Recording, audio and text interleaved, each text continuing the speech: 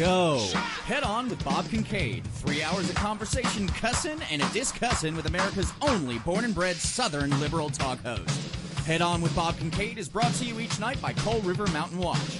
Coal River Mountain Watch invites you to become part of the solution, part of a sustainable future, part of the uprising against mountaintop removal. Coal River Mountain Watch, crmw.net. And now, from high in the hills of beautiful West Bicod, Virginia, here's Bob Kincaid on the Head On Radio Network. Well, howdy.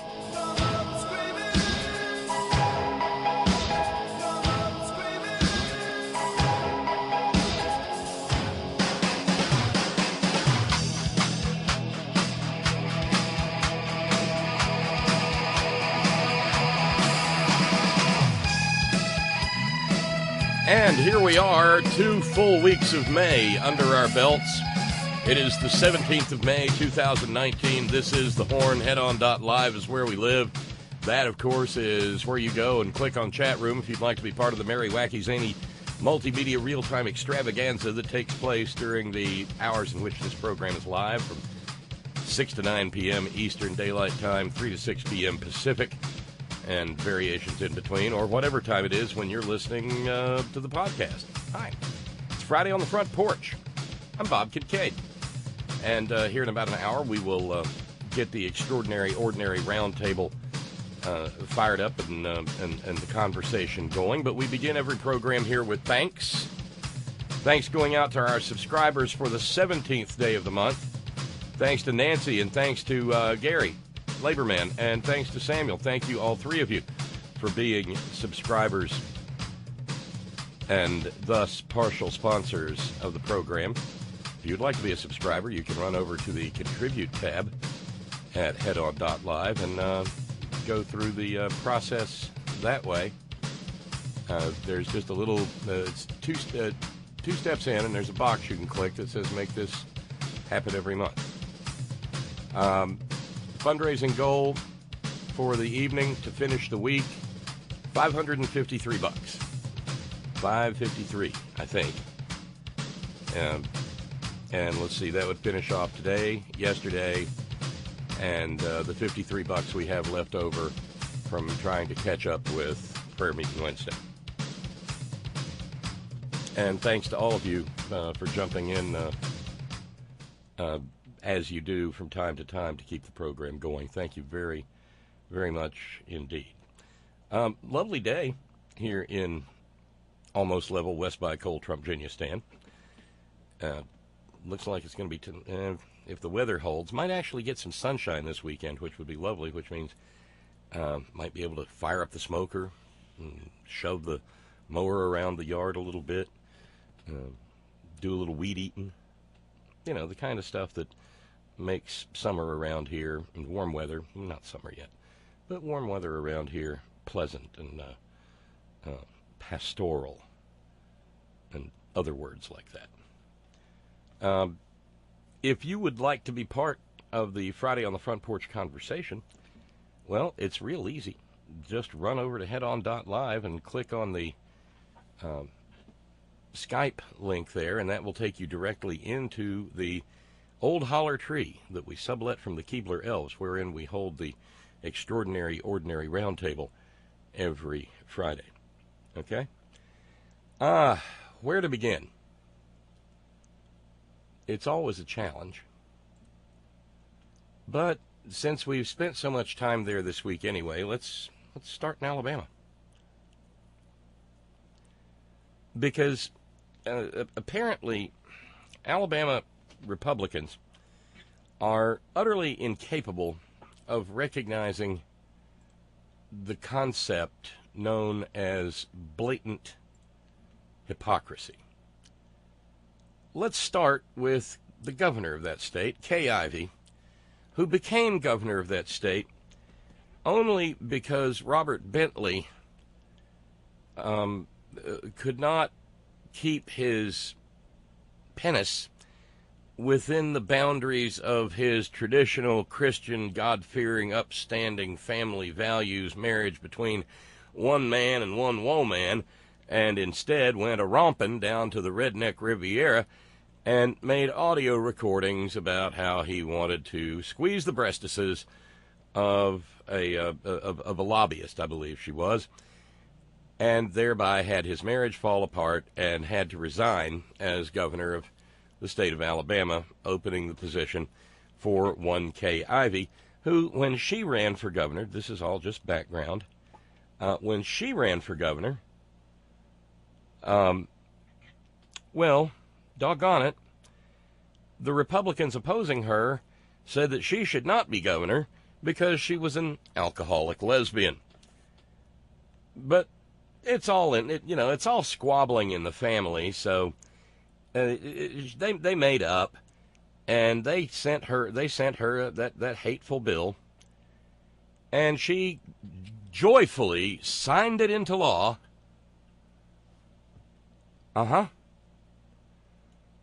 With a statement, because there's a bill signing statement always. They tweeted it even. They were so dadgum proud of it. And of signing the woman-hating bill in Alabama into law, she said, "Today, I signed into law the Alabama Human Life Protection Act. To the bill's many supporters, this legislation stands as a powerful testament to Alabamians' deeply held belief that every life is precious and that every life is a sacred gift from God." Then, almost exactly 24 hours later, she signed another document. And that document allowed the state of West Virginia to kill a guy by name Michael Brandon Samra. Last night, he was murdered in the name of the people of the state of Alabama. And, well, he wasn't a fetus. No, he'd been in prison since for about the last 22 years or so.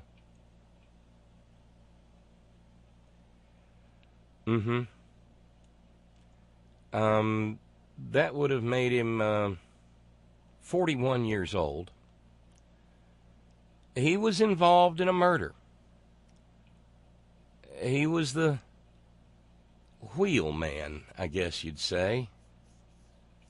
No, he was actively involved. He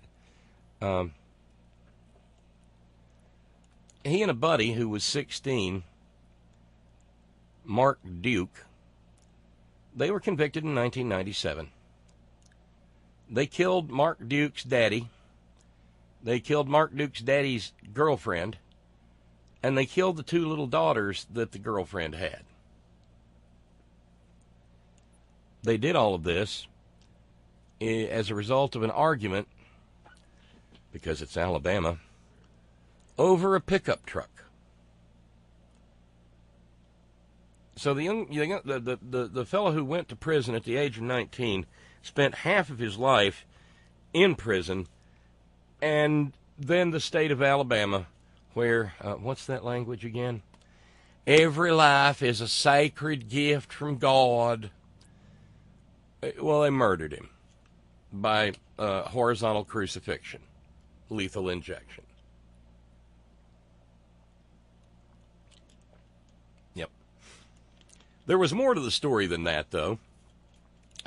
Both Duke and Samra were convicted. They were both sentenced to be murdered in the name of the people of the state of Alabama.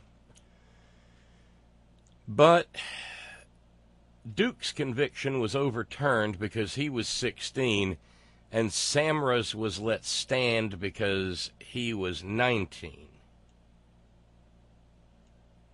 Dead now. Yeah. Michael Brandon Samra. But before the state of Alabama got around to killing him, it had already been documented that Michael Brandon Samra had what were described by medical professionals as significant cognitive impairments. He was developmentally slow. He had tremors in his hands. Most of his young life he had spent in special ed, and eventually, because public schools in places like Alabama really don't like to mess with people like Michael Brandon Samra, he dropped out of high school, and no one there at the high school that he dropped out of really shed any tears over it.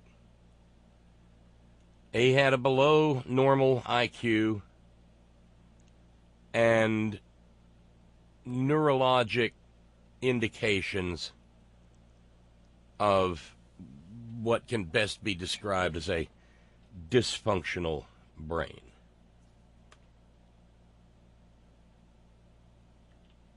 Oh, I said state of West Virginia. I meant state of Alabama. Thanks for catching that, Brother Deacon Asa. I said 24 hours. She signed a bill that allowed the state of West Virginia to go. Well, sorry about that.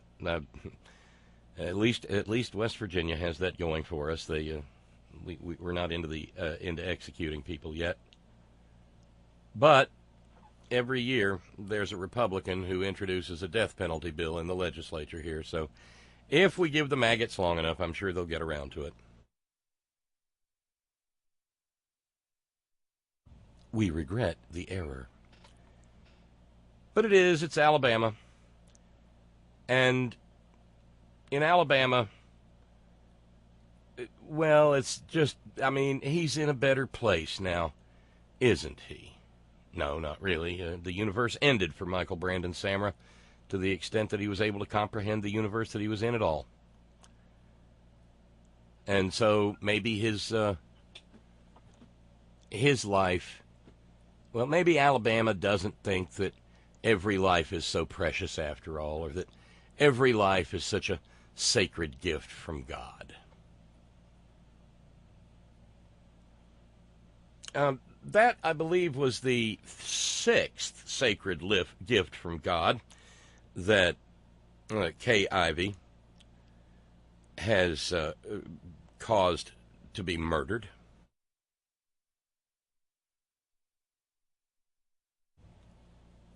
Yeah. And there are 7th. I missed one. 7th. That was her 7th precious gift from God murder. And there are at present 181 other people waiting to have their precious gift from God lives snuffed out by Kay Ivey.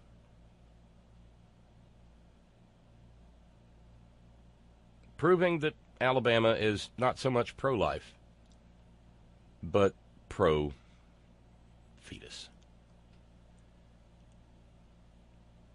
Because if Alabama was really pro-life, Michael Brandon Samra's life might not have turned out the way it was. He might have had better access to services that could help him get through this vale of tears. But, sorry, no. Just no. So there we are. And there it is. And nobody, and the thing is, when your government has evolved to the point that the leadership is effectively isolated from the consequences of their acts, nobody's going to go up to Kay Ivey and tell her that she is a ruthless, bloodthirsty hell spawn, that she is a hypocrite, and that she should be, that maybe, as she gets toward the end of her precious gift from God, that the heat on the soles of her feet will be the warming from the burning fires of hell in which she is about to descend. Nobody speaks to people that way, even though there are some people on this planet who desperately need to be spoken to that way. So, Michael Brandon Samra, whatever his life was, has at least had his name spoken, his acts condemned, but he stands as a reminder of the hypocrisy that attends each and every pro-life Republican in the state of Alabama, and moreover, in the United States of America. Because there were no pro-lifers standing vigil outside the prison as they prepared to horizontally crucify Michael Brandon Samra. There was no one there holding up a sign that said, "Choose life." No, if anyone was there at all, it was people who recognize what a nightmare the death penalty is. And by the way,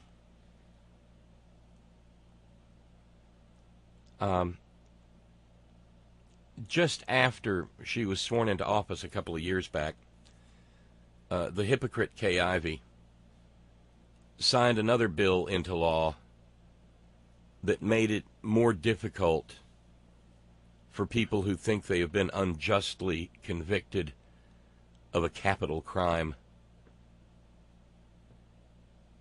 Made it more difficult for them to attempt to prove it.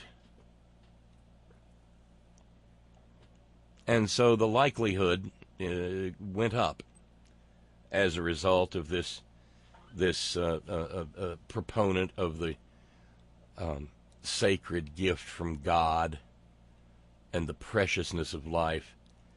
Well, Kay Ivey made it more likely that Alabama will murder in the name of the people of its state. Innocent people. But that's not where it ends. No.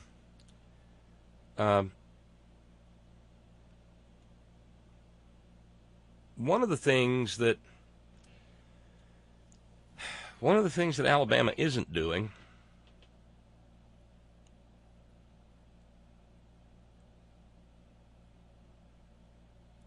is addressing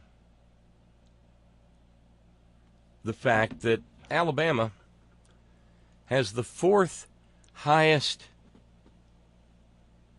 infant mortality rate in the United States. For every 1,000 babies born in Alabama, 7.4 is the death rate. Here's what's really sad about that. 7.4 is the lowest that rate has ever been in the history of the state of Alabama. Thus, for all of that talk about precious gifts from God, the state of Alabama really doesn't walk the walk. They talk the talk, but when it comes to walking the walk, they're not worth a tinker's damn. A woman is better off giving birth in Cuba than in Alabama.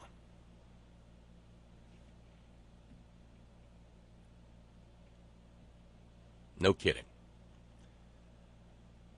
And there are 3 states that have worse infant mortality rates than Alabama.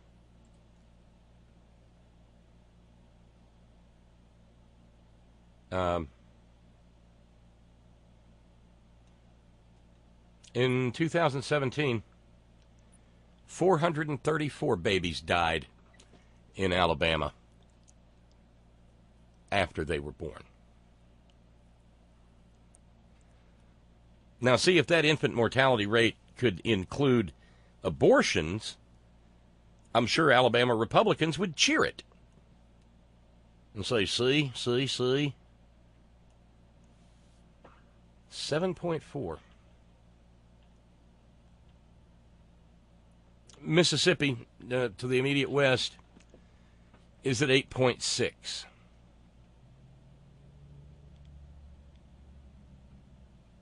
Yeah. Oklahoma, another one of those states that thinks that life is so precious, is at 7.7. And so is South Dakota. Alabama is the fourth worst place in America for a woman to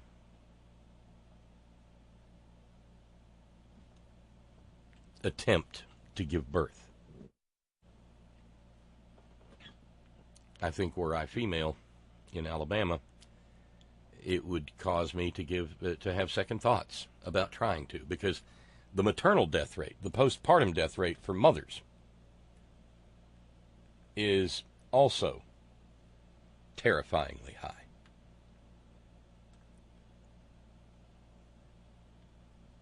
So that's another element of all of this. Yeah, I know. Monique says next time these states want to secede, let them. Don't let the doorknob hit you where the good Lord split you. It's Friday and I'm tired.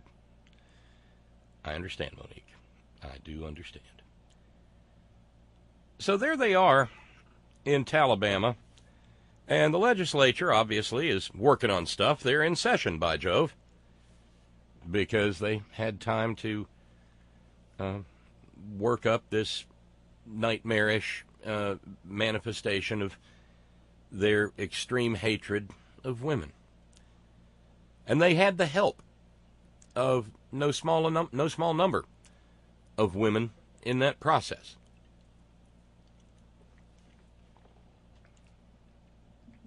What they can't seem to do, however, is actually take care of the babies that they've got. If Alabama was just a family, Child Protective Services would have come in and taken away all the children. Because the legislature has to come up with $35 million as its contribution to the Children's Health Insurance Program. The vast majority of the money comes from the federal government. But Alabama has to scrape together $35 million to provide health care for low and middle income kids. And the Senate's got a budget going through, and the Alabama House has a budget going through.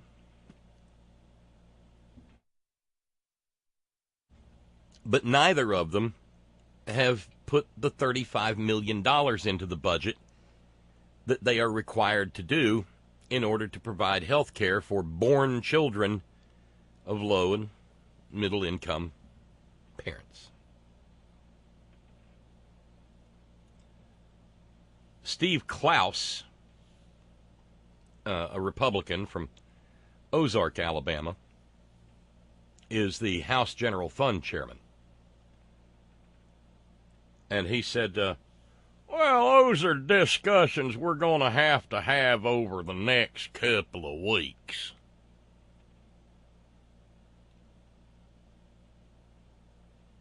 Curiously, they could have been having that discussion already, but they were busy trying to, succeeding in assaulting women.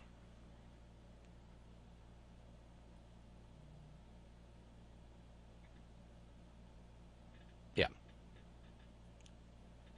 And they seem to be having an argument because I guess the education budget has a little bit of a carryover in it that could where they could find that $35 million, but they don't want to use it on taking care of kids.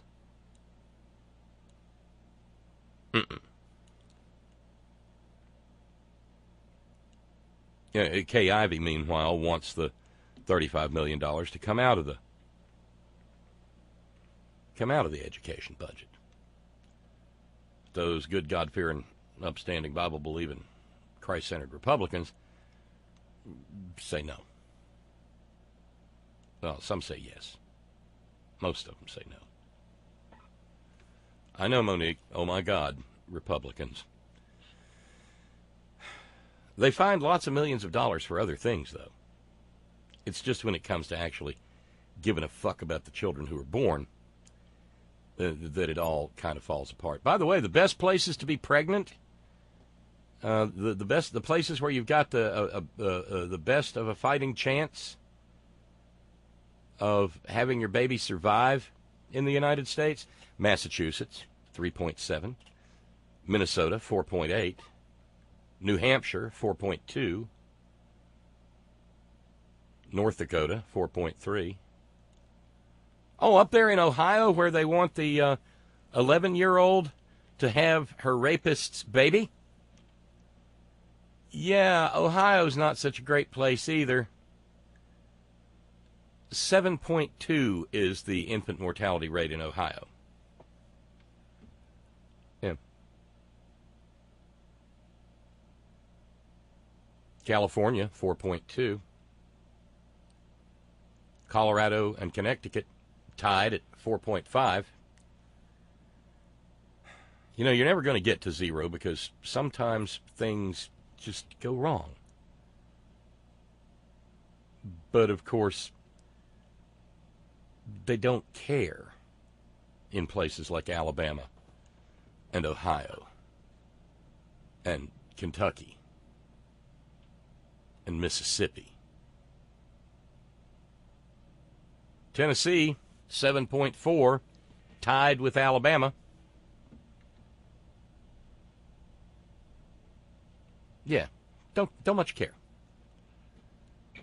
Because I guess those real babies aren't as politically useful as the fake ones. The ones that are more close akin to, sea monkeys.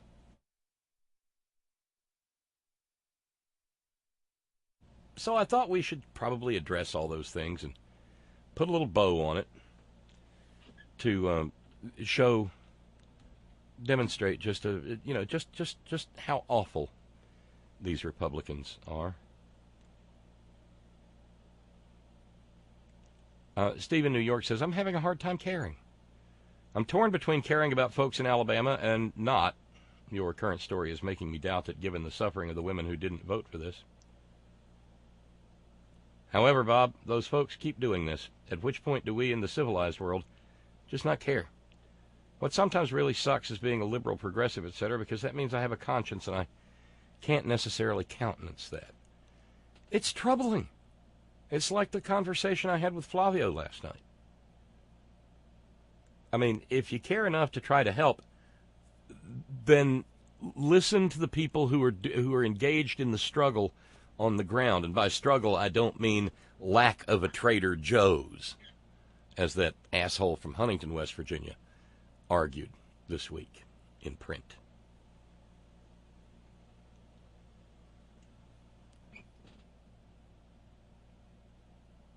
It's, thank goodness for those who will mount legal challenges to this.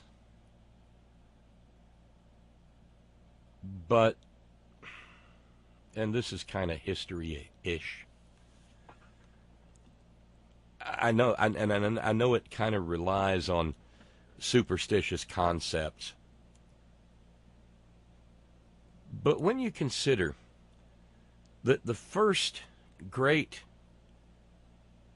confrontation between European invaders and indigenous people trying to save their world took place in what is now Alabama, at a place called Maubla, and that the indigenous people came very close to wiping out the invaders, but didn't. That was a soaking of the ground in blood that presaged the entire rest of the history of the state. Because maybe others can't see it, but I can. Alabama's toxic racism and Alabama's toxic misogyny go hand in hand because they spring from the same source. A toxic approach to both governance and social control via religion.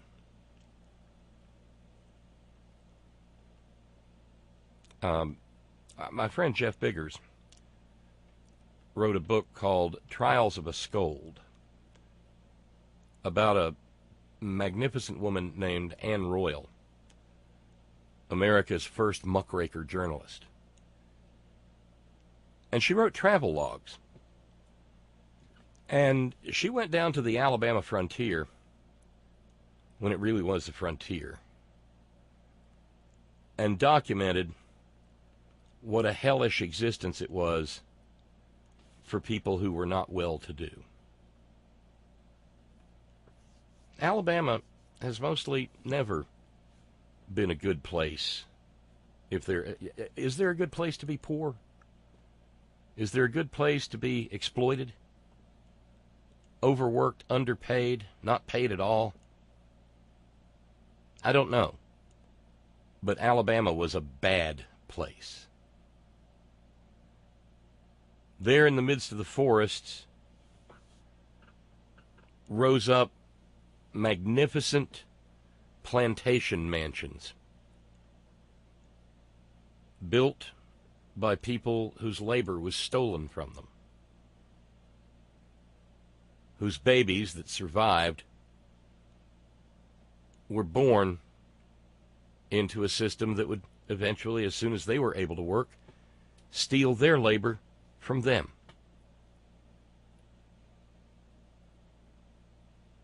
And so I guess the question I'm asking is whether a place like that can ever actually be healed.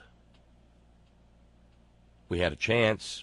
We blew it when the federal government bailed out as a result of of political machinations, bailed out on Reconstruction. But what probably should have happened then was never going to happen. The so-called radical Republicans back then, who were the liberals of their day, were arguing that all of the plantation owners should be driven off their land and kind of given the Trail of Tears treatment. Go somewhere else. Do your own damn work. Some of them did it voluntarily and set up an enclave in Brazil, which would not eliminate slavery for another 23 years.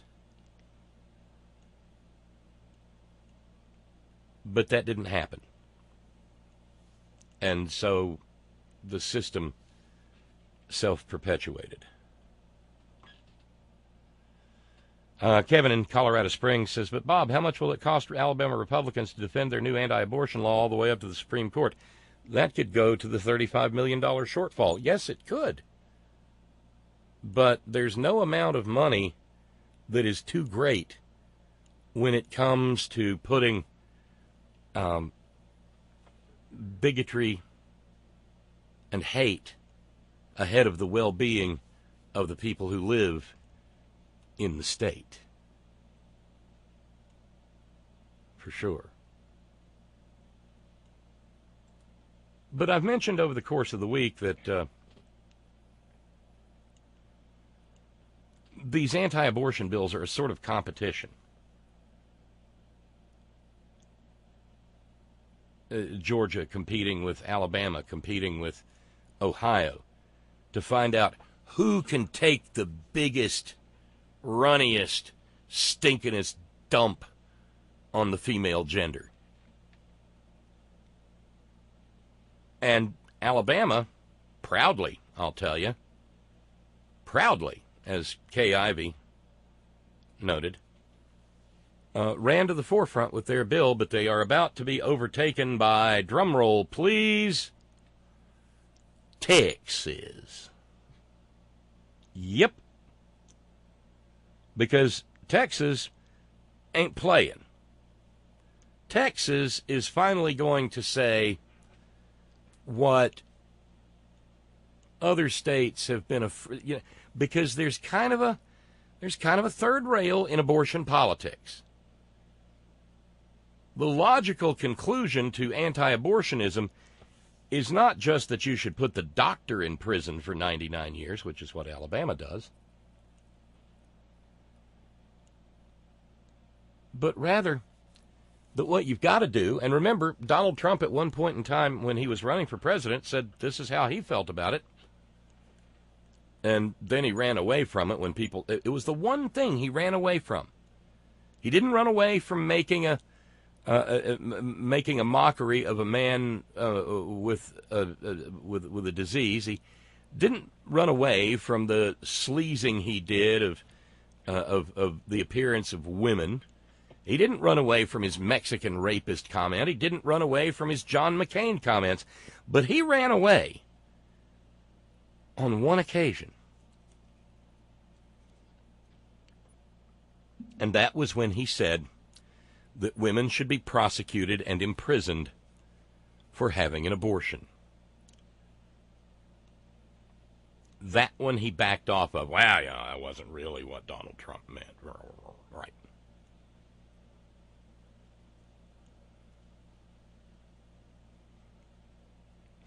Well, Texas has finally gotten there. There is a bill in the Texas State House introduced this week. No, I'm sorry, introduced last month, not this week. That makes all abortions a crime. Incest, abortion's a crime. Rape, abortion's a crime. Baby dying in the womb won't make it past birth, abortion's a crime. It was introduced by a state representative named Tony Tinderholt. And it has made it further than any such bill, and it was introduced in 2017 as well. Remember, the Texas legislature only meets every 2 years. But that bill has made it further than it ever has before.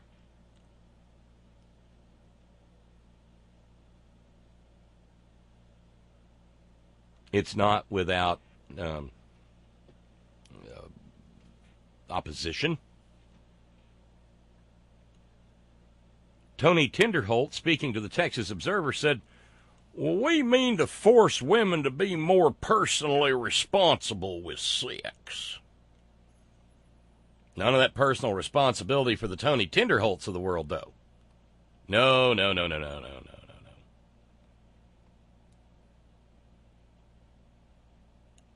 Because, see, Tony Tinderholt said, right now it's real easy. Right now they don't make it important to be personally responsible because they know they have a backup of, I can just go get an abortion.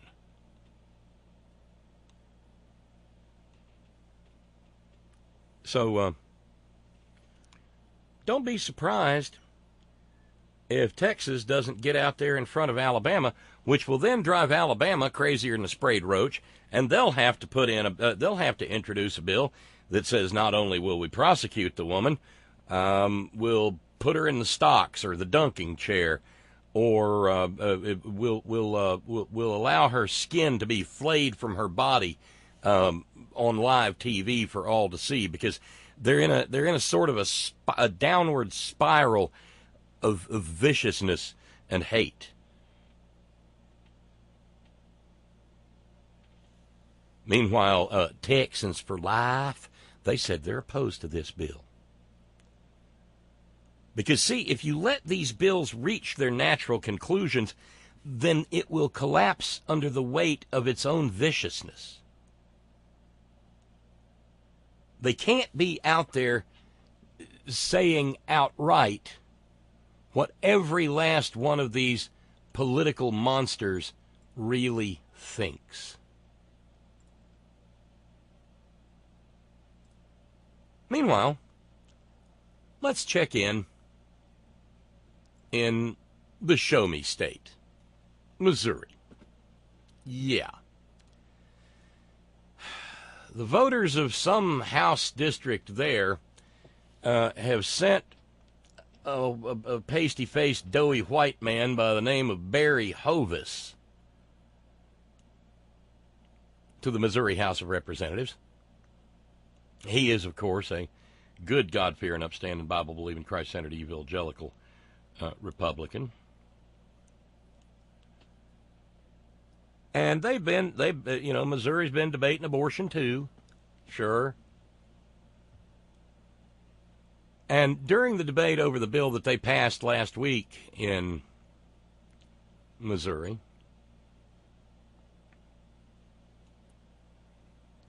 Brother Hovis, who was formerly some kind of cop,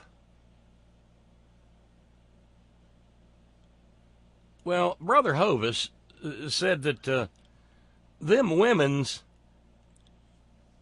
is blowing this rape business all out of proportion. They're just getting way too upset about all that rape stuff.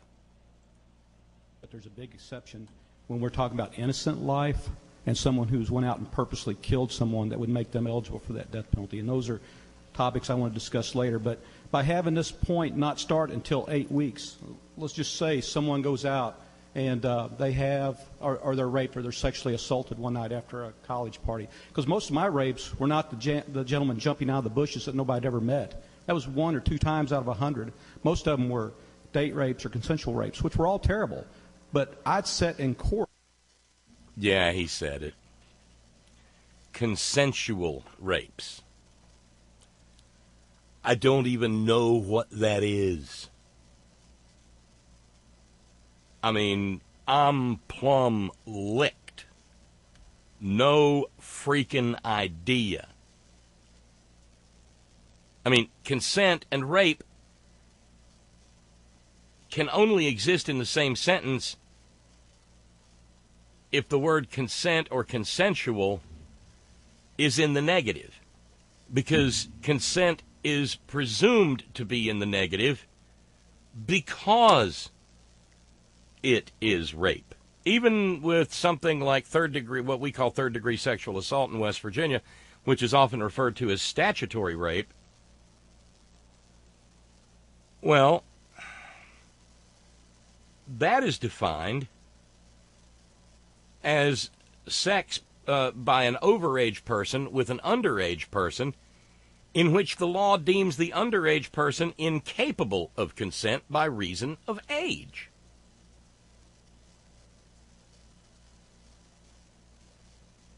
So, consent and rape are at polar opposites, and yet you gotta wonder what kind of a cop this freak was that he thought a woman could consent to be raped.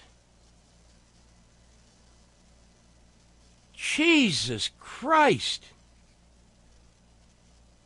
My rapes were not the gentleman jumping out of the bushes that nobody had ever met. His rapes. You got to wonder if that was one of those goddess of irony, his Freudian slip is showing sort of moments. Goes out and they're raped or they're sexually assaulted one night after a college party. Because most of my rapes were not the gentleman jumping out of the bushes that nobody had ever met. Gentlemen? You know, these fuckers really are in the hands of the goddess of irony. Because he just referred to a rapist as a gentleman. Yes, after all, gentlemen rapists. That's gentlemen rapists leaping out of bushes. Yes, Monique, I know. OMG. Gentlemen. The gentleman. Gentleman. White gloves rape. Rape with a monocle and a top hat and a walking stick. If you're blue and you don't know where to go to, why don't you go where fashion sits? Gentlemanly rape. Jesus. Met. That was 1 or 2 times out of 100. Most of them were date rapes or consensual rapes, which were all terrible. But I'd sit in court. When, I was always taught that people sit, but hens set. But he sets in court. Juries would struggle with those type of situations where it was a he said, she said, and they would find the person not guilty. Unfortunate if it really happened. Yeah, it's just unfortunate if it really happened. Meanwhile, the Republicans have the bit in their teeth. And a few years back, it was Todd Aiken, wasn't it, who introduced the great consensual rape debate.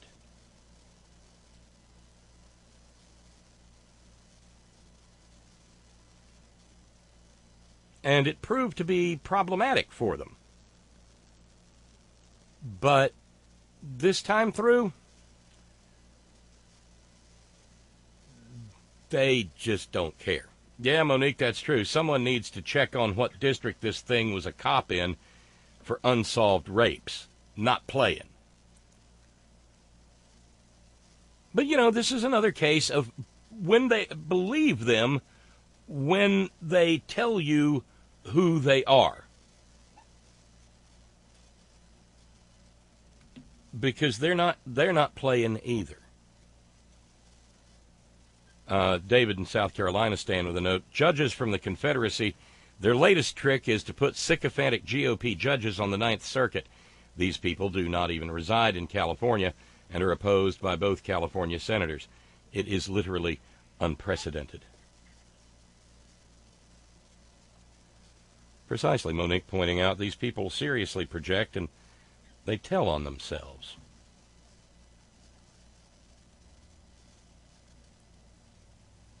If there's any kind of an upside to any of this, it's that polling is now being done in the state of Alabama.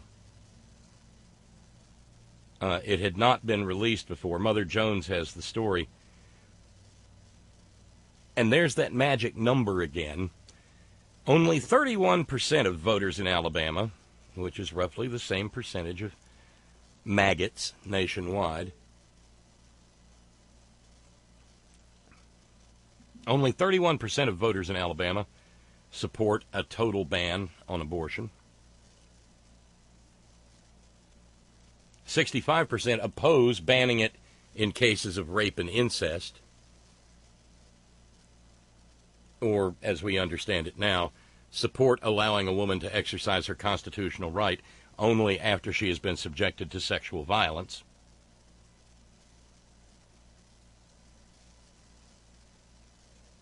Oh, I know. The distinctions are many and varied and fine, I suppose, Brother Deacon Asa. Was Brother Hovis talking about legitimate rape or casual rape? So, too, how are we going to broach the subject of sincerely held rape? Yes, Tracy, he did. Oh, my fucking God, did he just say consensual rape?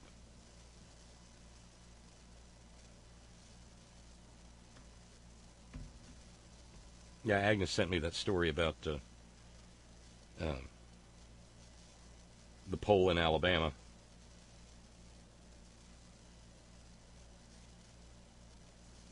And that poll is from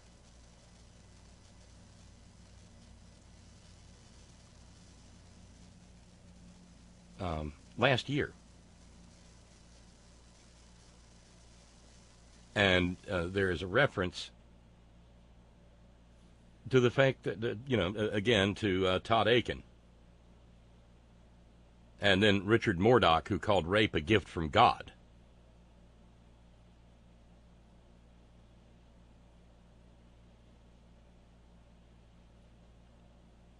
But Alabamians, despite what hypocritical, murderous Kay Ivey says, no, most Alabamians don't think that rape and incest are precious gifts from God.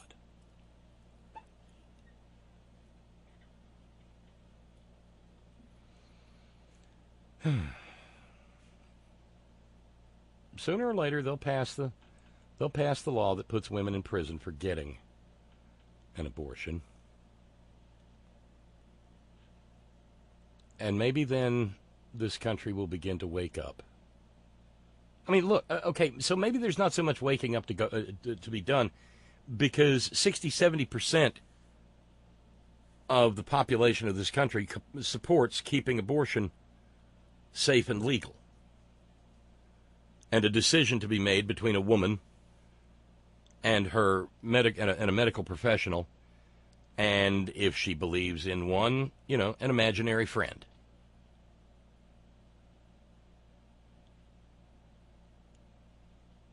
But this is once again a manifestation of the failure of our political system. And at the risk of sounding flip, which I do not intend to be, this is not the only area in which this issue is being borne out. Mike Lee, who considers himself to be a real live smart person scholar, senator from Utah, who, if his brains were gas, wouldn't have enough to fill up a pissant's motorcycle and run halfway around a BB,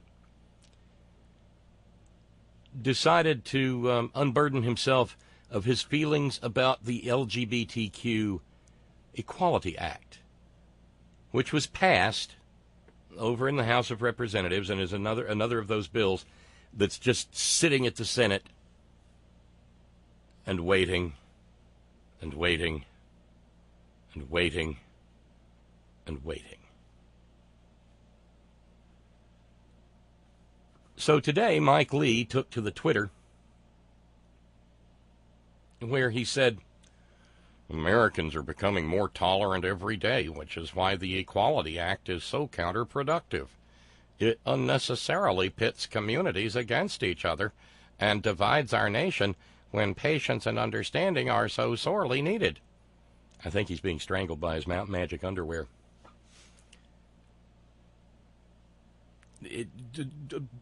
Just let that sink in for a second. The senior senator from Utah has declared that a law to ban discrimination against members of the LGBTQ community is counterproductive. Subjected to something resembling analysis, what this then means is that Mike Lee considers discrimination productive. Non-discrimination equals, if non-discrimination equals counterproductive, ergo, discrimination equals productive.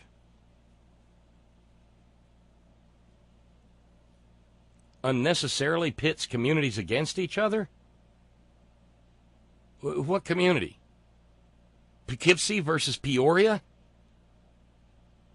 Busted Knuckle versus Fraser's Bottom? No, he means the LGBTQ community, I presume, and everybody else. Holy shit. The LGBTQ community is counterproductive because they would like to not be fired simply for being who they are. They would like to not be denied access to affordable housing or housing at all just because of how they love.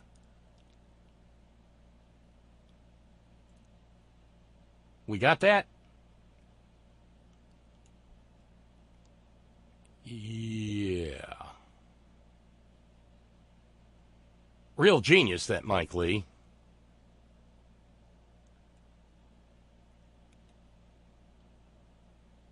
I mean, what kind of an antediluvian query is that? Why do the gays want to be equal with people who ain't gay? What's wrong with being a second-class citizen?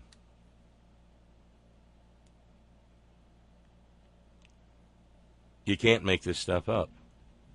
I wish I was making this stuff up.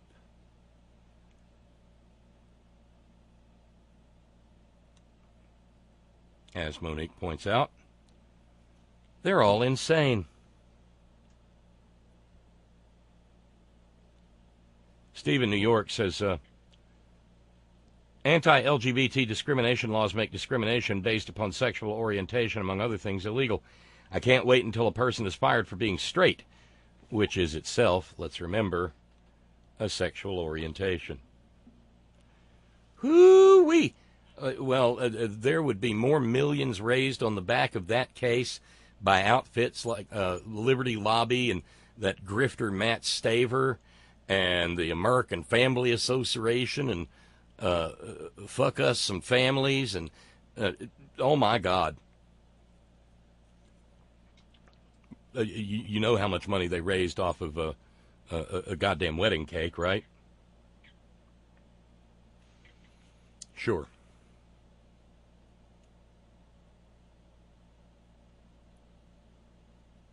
Of course, Mike Lee has never once in his miserable existence had to deal with discrimination. Nobody's ever denied Mike Lee a job because of how he fucks. Nobody has ever refused to rent or sell him a place to live because of who he shares a bed with.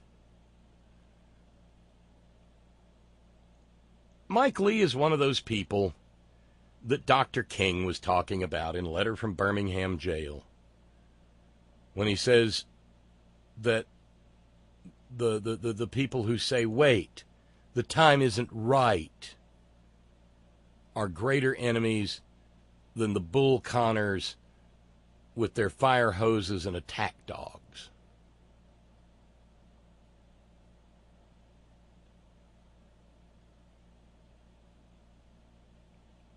He can say Americans are becoming more tolerant every day, but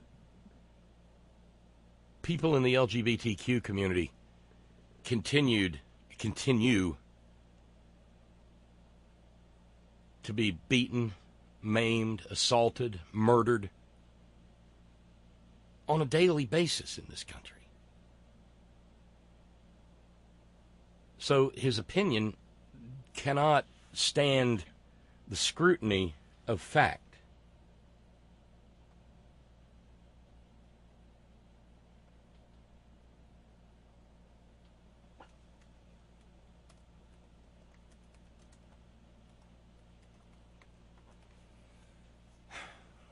You know, sometimes on Fridays, I like to catch up with stuff we didn't get to during the rest of the week.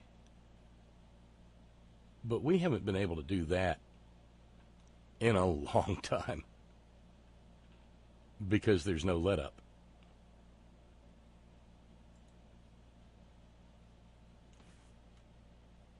Every day brings a new set of horrors. It was just before 5 p.m. when Steve Mnuchin, beating the deadline, got his letter to the House of Representatives in which he told them to fuck off, that he was not going to follow the law that says that he will go to jail if he doesn't turn over Trump's tax returns, because he has determined that Congress lacks a legitimate legislative purpose. And he states in his letter that he has connived with the Department of Justice in reaching that conclusion.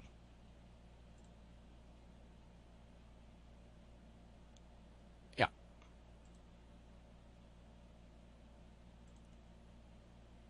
Which means that they've entered into a conspiracy.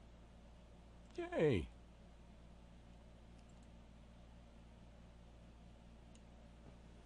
Yay, indeed. Note coming from Jimmy in the Great Northwest. It's not far-fetched that those fools would try to make it illegal for a woman to get pregnant without the okay of a man. No, it's not. There are lots of next steps. They just have to get this step confirmed. And you know that Brat Kavanaugh, he likes beer, you know, is sitting there just itching. He can't wait for these cases to get to him. because then he will finally be able to finish what he started with Christine Blasey Ford and effect a nationwide fucking on every woman in the country. What a guy. What a guy. So here we are at the top of the hour. That's enough filibustering for now. Let's run over and check in with Sparky around the Extraordinary Ordinary Roundtable. Hey, Sparky, how are you this evening? I'm wearing a sweatshirt. It's kind of coolish out here. I was going to say, you're kind of freezing your tuchus off, right? No, I'm not freezing my tuchus off. I just cut a nice cushion for my tuchus. Oh, nice. I used a hot knife to cut some foam. So are you in the man cave or are you back in the house? Oh, I'm in the man cave. Okay, because I was going to say I didn't hear the heater blowing. No, there's no heat out here. Going. I don't need the heat as long as I got the sweatshirt. But you've had, I read the story the other day about the atmospheric river flowing over northern California and southern Oregon. Said that the high slopes of places like Mount Lassen could see as much as 30 inches of snow this weekend. Yeah, that's possible. And it's supposed to start raining again tomorrow. Yeah, what you get as rain down there is going to be snow up there, if I understand correctly. Well, I can't see the mountain. It's covered with clouds right now. We had a hell of a storm the other night. And then last night, I just went outside and the wind was blowing. I mean, all day yesterday, the wind was blowing 40-mile-an-hour gusts and stuff like that. And I went outside last night to look and saw off to the east towards Mount Lassen, where I look for Mount Lassen. Beautiful thunder and lightning storm going on, with the sideways lightning that goes across the clouds and creeps instead of just going down to the ground. Yeah, the cloud to cloud stuff, and far enough away not to be dangerous. Oh yeah, I couldn't even hear the booms. You could just see the lightning. That's cool. So it had to be miles and miles and miles away. Well, with any luck, it'll return to. I don't know. It may be that kind of a summer for you out there. Welcome to climate change. Oh, I don't know. We'll still have a fire season, you bet that. I just hope nothing else burns up like paradise. I get a little tired of seeing dump trucks going up and down the road now. I don't know when they're going to end. Like I told you the other day. Yeah, where are they taking it to? A landfill north of me. About 20 miles north of Red Bluff. So they haul it all the way down from Paradise through Chico, all the way up through Red Bluff, and then on up the freeway to between Cottonwood and Anderson. There's a landfill up there. The rolling hills, and they're filling in, I'm just curious, when the dump trucks go by, are they tarped or are they open? Oh, they're all tarped. They got to have a roll-up tarp that's on an arm. So when they get to where they're going, they just go to the back of the truck, and they've got like bungee cords that hold it down on the back. They just release the bungee cords, and then they pick this arm up, and the tarp will roll itself up. Well, that's good, because those, that ash and debris does not need to be in the air. Oh, and there's toxic waste, and I don't know what they're doing with the asbestos. It may be going somewhere else. But there's 500 trucks a day going through here. Jesus criminy.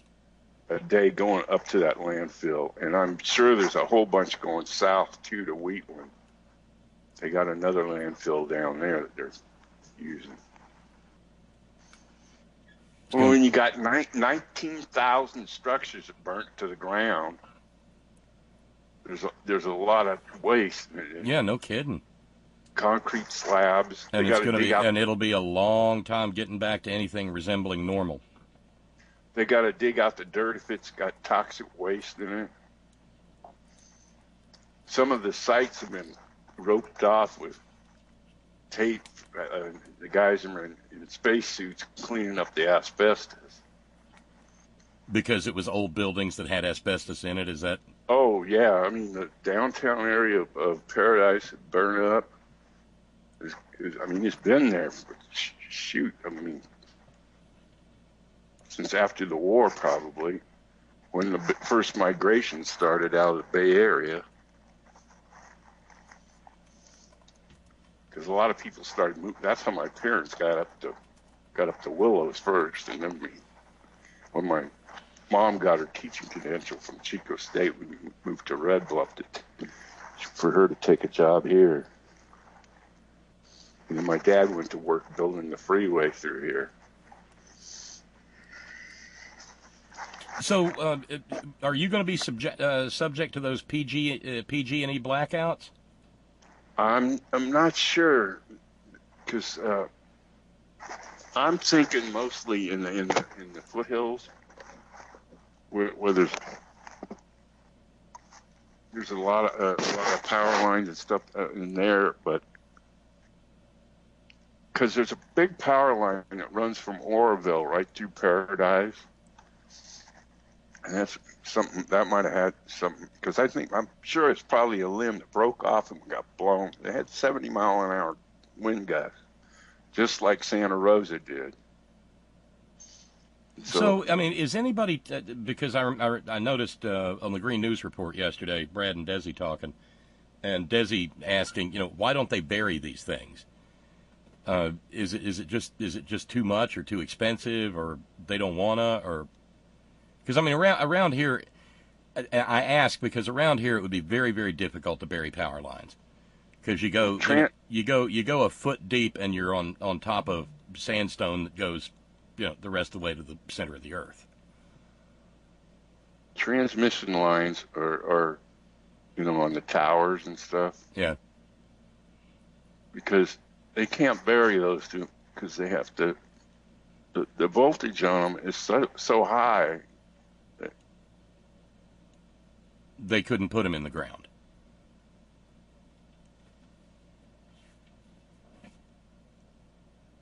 I'm throwing it up here. Like up where the wind farm is on Hatchet Mountain. I mean, they buried all that stuff that goes into the substation, but out of the substation it goes overhead and down the mountain to a transmission line. Right. So it's not economical to do that. No, it would be more economic to have a decentralized grid with everybody producing some of their own power, wouldn't it? Yeah, but you'd still need something.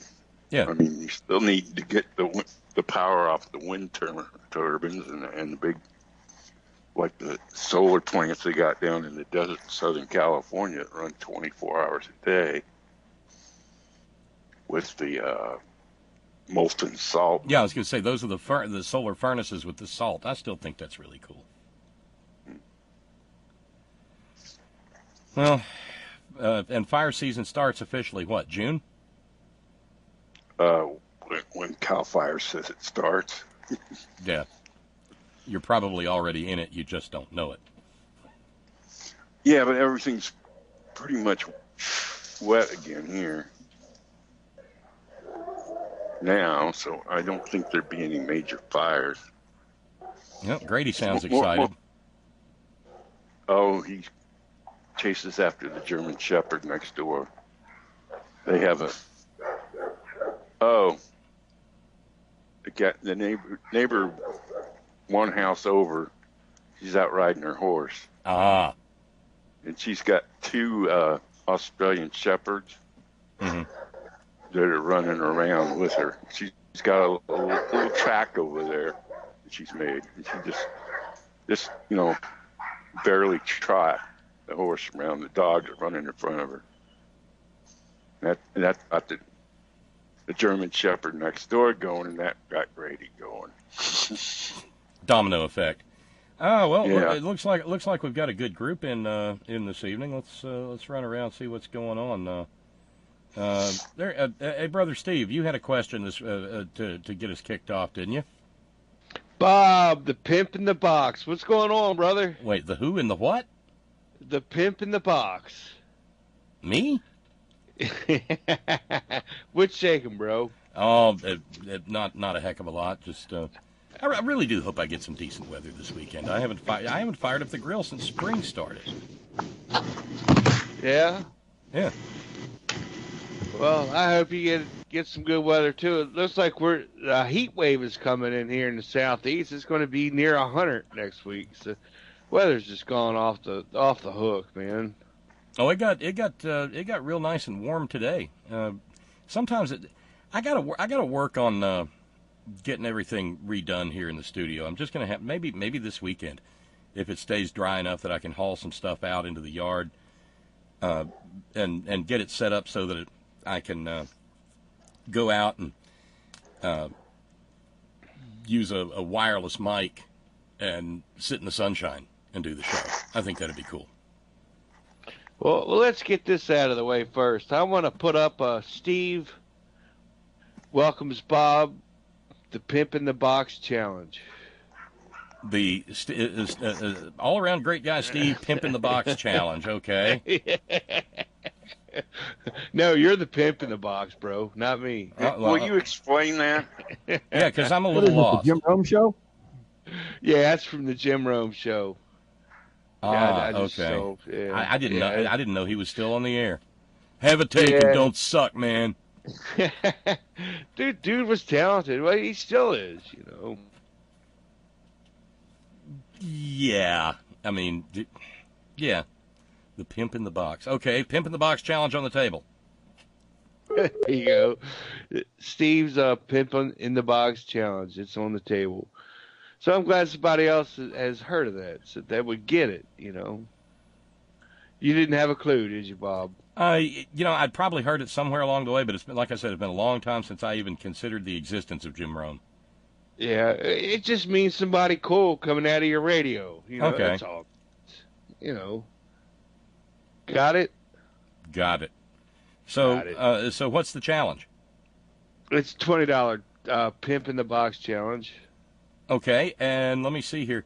If that gets met, because there was a little community miracle that happened earlier, if that gets met, we'll be very near to being done with fundraising for the week.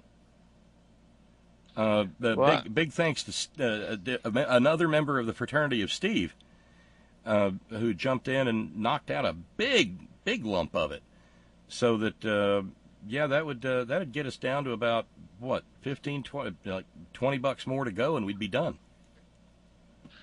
Wow, that's awesome, man. I knew it would happen. That's what I was in the chat room earlier and said, Bob, don't worry about it. You know, we got this. So I knew it would happen, because Fridays, just magic things happen on Fridays, you know. Well, you know how I feel about magic. I think I'm more impressed by the goodwill of the people that comprise this community. All right. Yeah. Well, good people happen, and they step up to the plate on Friday because we can, you know. Right. So, $20 challenge on the table, and that'll get us within $20 of being finished for the week. So, thank you, Steve. Hopefully, somebody out there will match your challenge, and I hope so. We'll be rocking and rolling and paying bills like a wild man. No, you contacted me last night and said you had a question a question to get us off and running this evening. Well, I had an observation. You know how everybody's gooning on Joe Biden because he's trying to, in my opinion, you know, when he says, you know, all we got to do is remove Trump, and then the right wing will get warm and fuzzy again. Essentially. They'll get out. Yeah, they'll get out their kazoos and start playing Kumbaya and all that shit. Right. I think I know why he's doing that, and it has a lot to do with he's trying to appeal with those people that say, "Well, I'm an independent," and independents are people, and I know these people, and you probably do too, and they're not bad people. They're just people that have to work 2 and 3 jobs a week to feed their family, and they don't pay attention. I think that's some of them, Steve, but I'm not convinced that that's all of them. I mean, I don't want to lump everybody in together in the same cart, but I think that was who he was trying to appeal to, is these swing voters, these right-wing... He's afraid Reagan Republican. He's afraid that he can't win without the economically anxious white voters from the Midwest. And I've always heard, Bob, and correct me if I'm wrong, but the independents always decide the election. I don't know if that's a myth or not.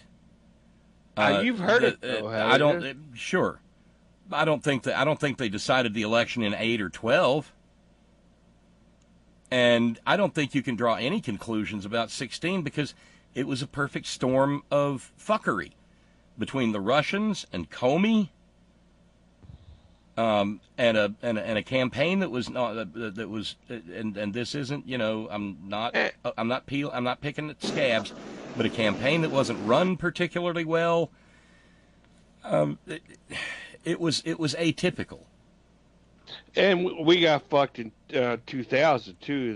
That Gore v. Bush thing, that was horrible. Sure, And at the end of the day, independents didn't decide anything because Hillary Clinton won the popular vote by 3 million.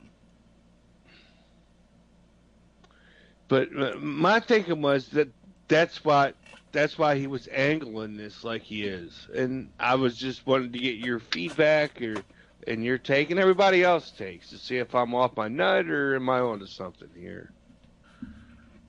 Well, I mean, I think Joe's a kumbaya guy. Can I chime in here? Well, please. Do. Yes. I think you're both wrong. I think Joe is just out of touch. And let's be honest here.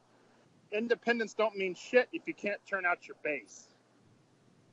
And the base will not be excited to go out and vote and work for Joe Biden. That's a good point, Brother Steve. I never thought of that, man, but yeah, it's a good point. I know.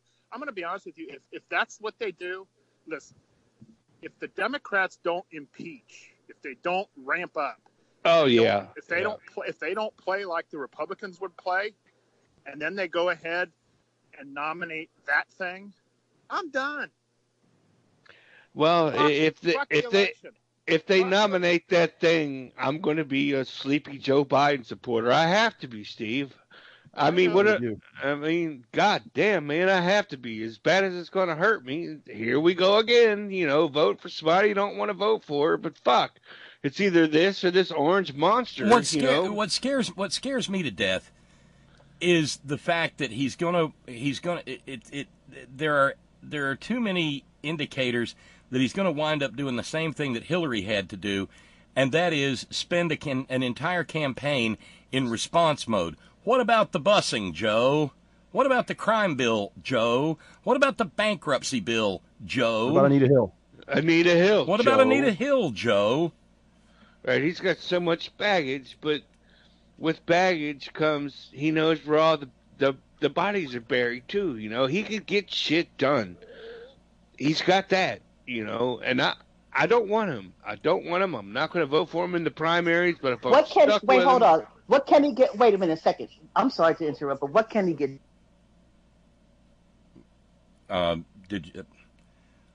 Skype is being weird again tonight, so I have a feeling we'll reconnect in a second. Yeah. I'm sorry, Tracy. The last I heard from you was, what can he get?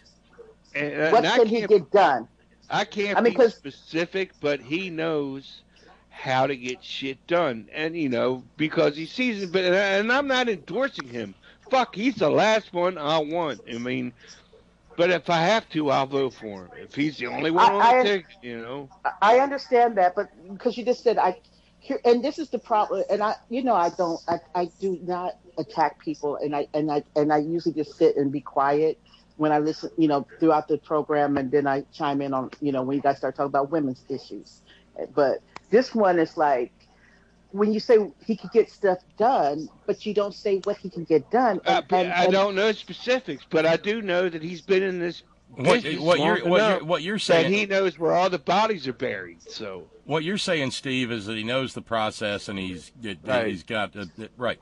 But what I'm hearing from Tracy is not just. I mean, Tracy, are you asking what are his policies, or are you asking within the larger universe of politics as they presently exist?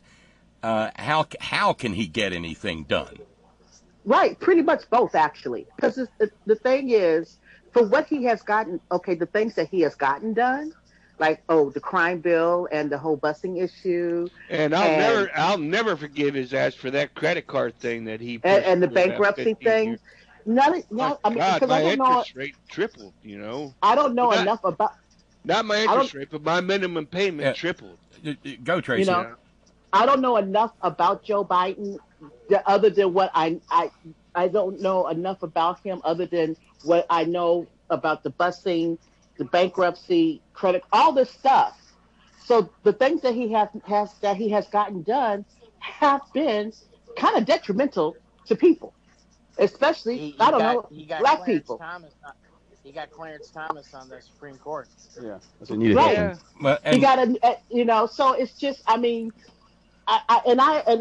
Steve, I wholeheartedly agree that if he's on the ticket, if he's both Steve, the Steve that said, you know what, I'm done, and I feel you on that one, my brother.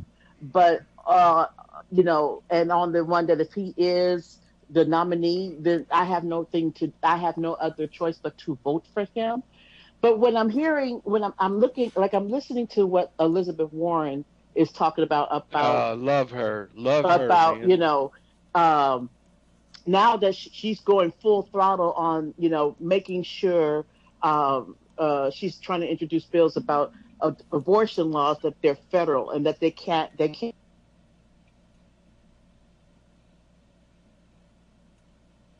No, it's going to be one of those nights. Bob, I hear everybody fine. Yeah, I know, but I'm losing it here from time to time, and I'm losing people in mid-sentence. Tracy, Steve, group, and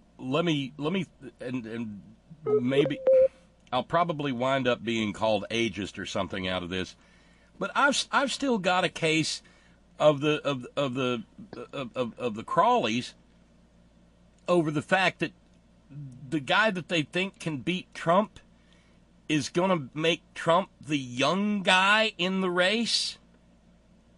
I mean, does that bother anybody? And yeah, the same could be said about Bernie too. God love him. Yes, I don't think this is the time. I'll probably get all kind of hate email now. Let me just clarify. I'm not boning on Bernie. I will vote for him too. I love what he has to say. He talks to me. Okay, same as Liz. But Liz Warren is coming way, way up in my estimation right now. The fact that she had the nerve to speak truth to power about Fox News got a bunch of points in my book. Yeah, absolutely. And the fact, but this is life on Earth. Putting octogenarians in the presidency can't help but be a terrible idea. But would you consider Elizabeth Warren an octogenarian? I mean, no, an octogenarian is somebody who's 80. Yeah. She's 69 right now. She'd be the same. Yeah. She'd be the same age as Trump going into office. So are we talking about octogenarians, folks? No, octogenarians. No. I'm joking. I'm not talking about the air breathers. I'm going to get a cheap cowbell for that. Probably not. Okay, well, okay. I mean, I would like to I'm ask feeling my generous. Friend, I would like Bob. to ask Tracy a question if she's still there. You there, Tracy? Yeah, Tracy's still there. there. Hold on. I just put I had to put you on mute. I thought I had turned down my TV, but I wasn't. But I had, so. Nah, sweet face. Just a quick question for you, and I mean this from the heart. What would be your dream ticket? I don't have a dream ticket. Okay, your top two. No, you don't have a top two. Well, like I said, at this point, I'm Elizabeth Warren has leaped bounds over people at this point. Just because, and what she's trying to do.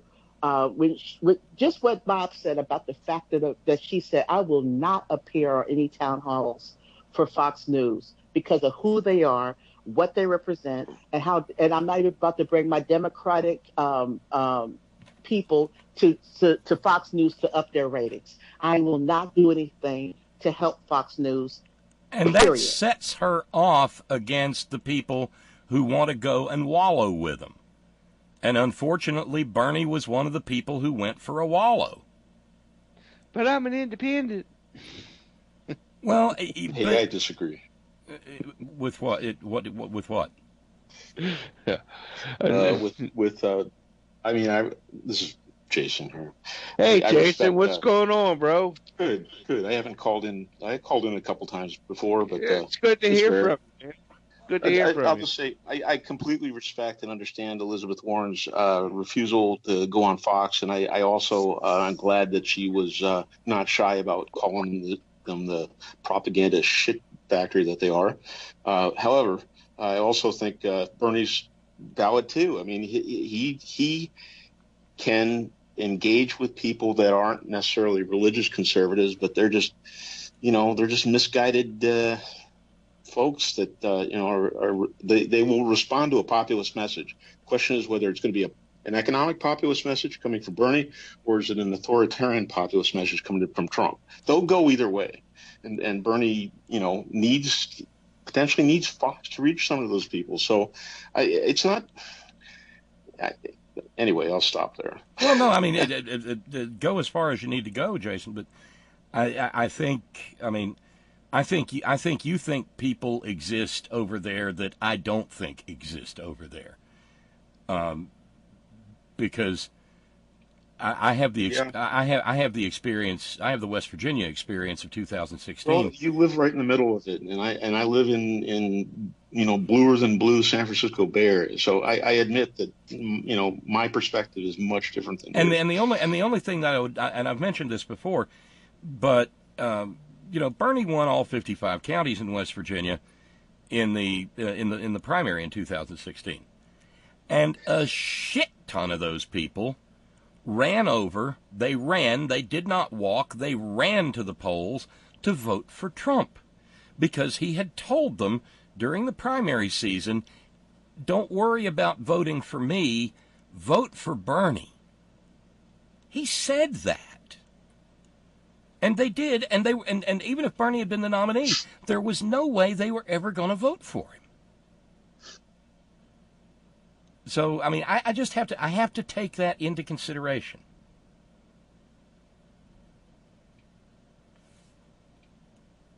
Does that make any sense? And here we go again with Skype being funny.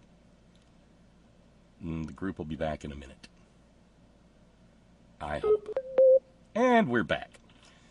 I don't know how much of that got through, but we're not losing your audio at all, Bob. You're losing. Yeah, I heard it. Oh, okay. So I mean, I hear every word. Jason, does that make any sense to you? Yeah, it makes some sense. I think the truth is probably in the middle somewhere.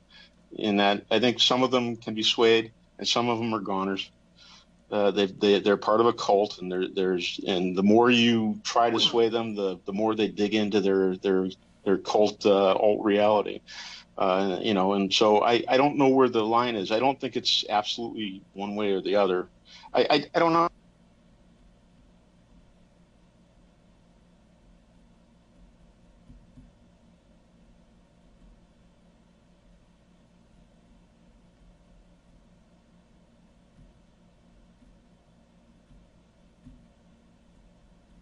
and we'll be back in a minute again. This isn't a bandwidth thing. This is a Skype thing, and I get that, at least y'all are hearing, but I don't get to hear y'all, which is just bizarre. And there's absolutely no stress on this connection whatsoever. Come on.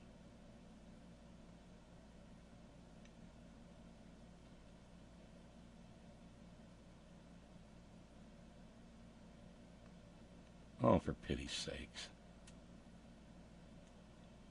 I'm going to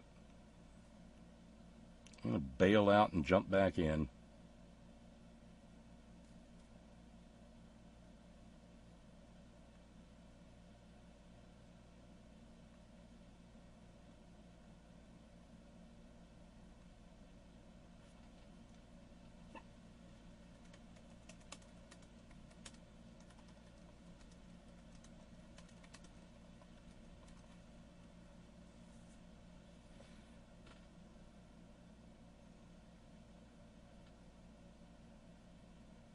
Anybody?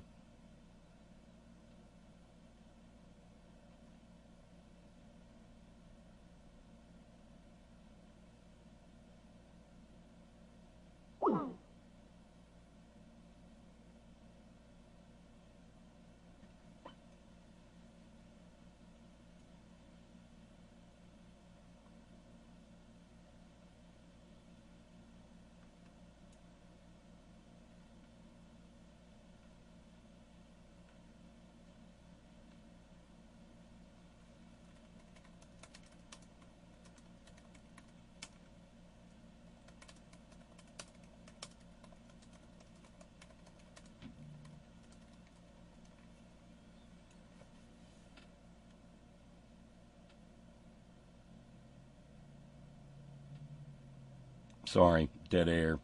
I mean, I could recite the wreck of the Hesperus, I guess, but if you guys are hearing me, and I don't know that you are, connect to me, would you please?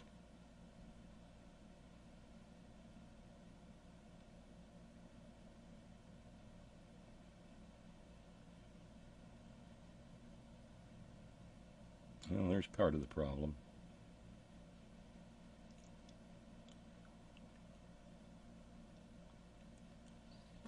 Ah, there's a bigger part of the problem.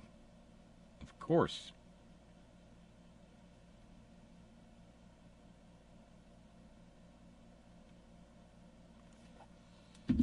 This one's on Frontier.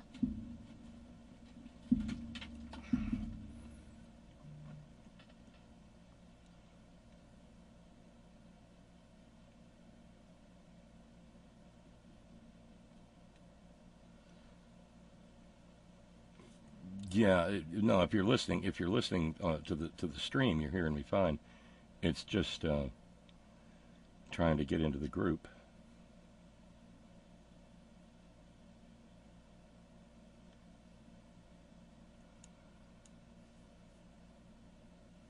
Redneck, baby. No. Okay. No, because okay. It's not just redneck. There's rednecks up in Minnesota. Understand what I'm saying? No, baby, no. Listen to what I'm saying. It's not just because when people hear redneck, I know there's rednecks in Minnesota. There's rednecks everywhere.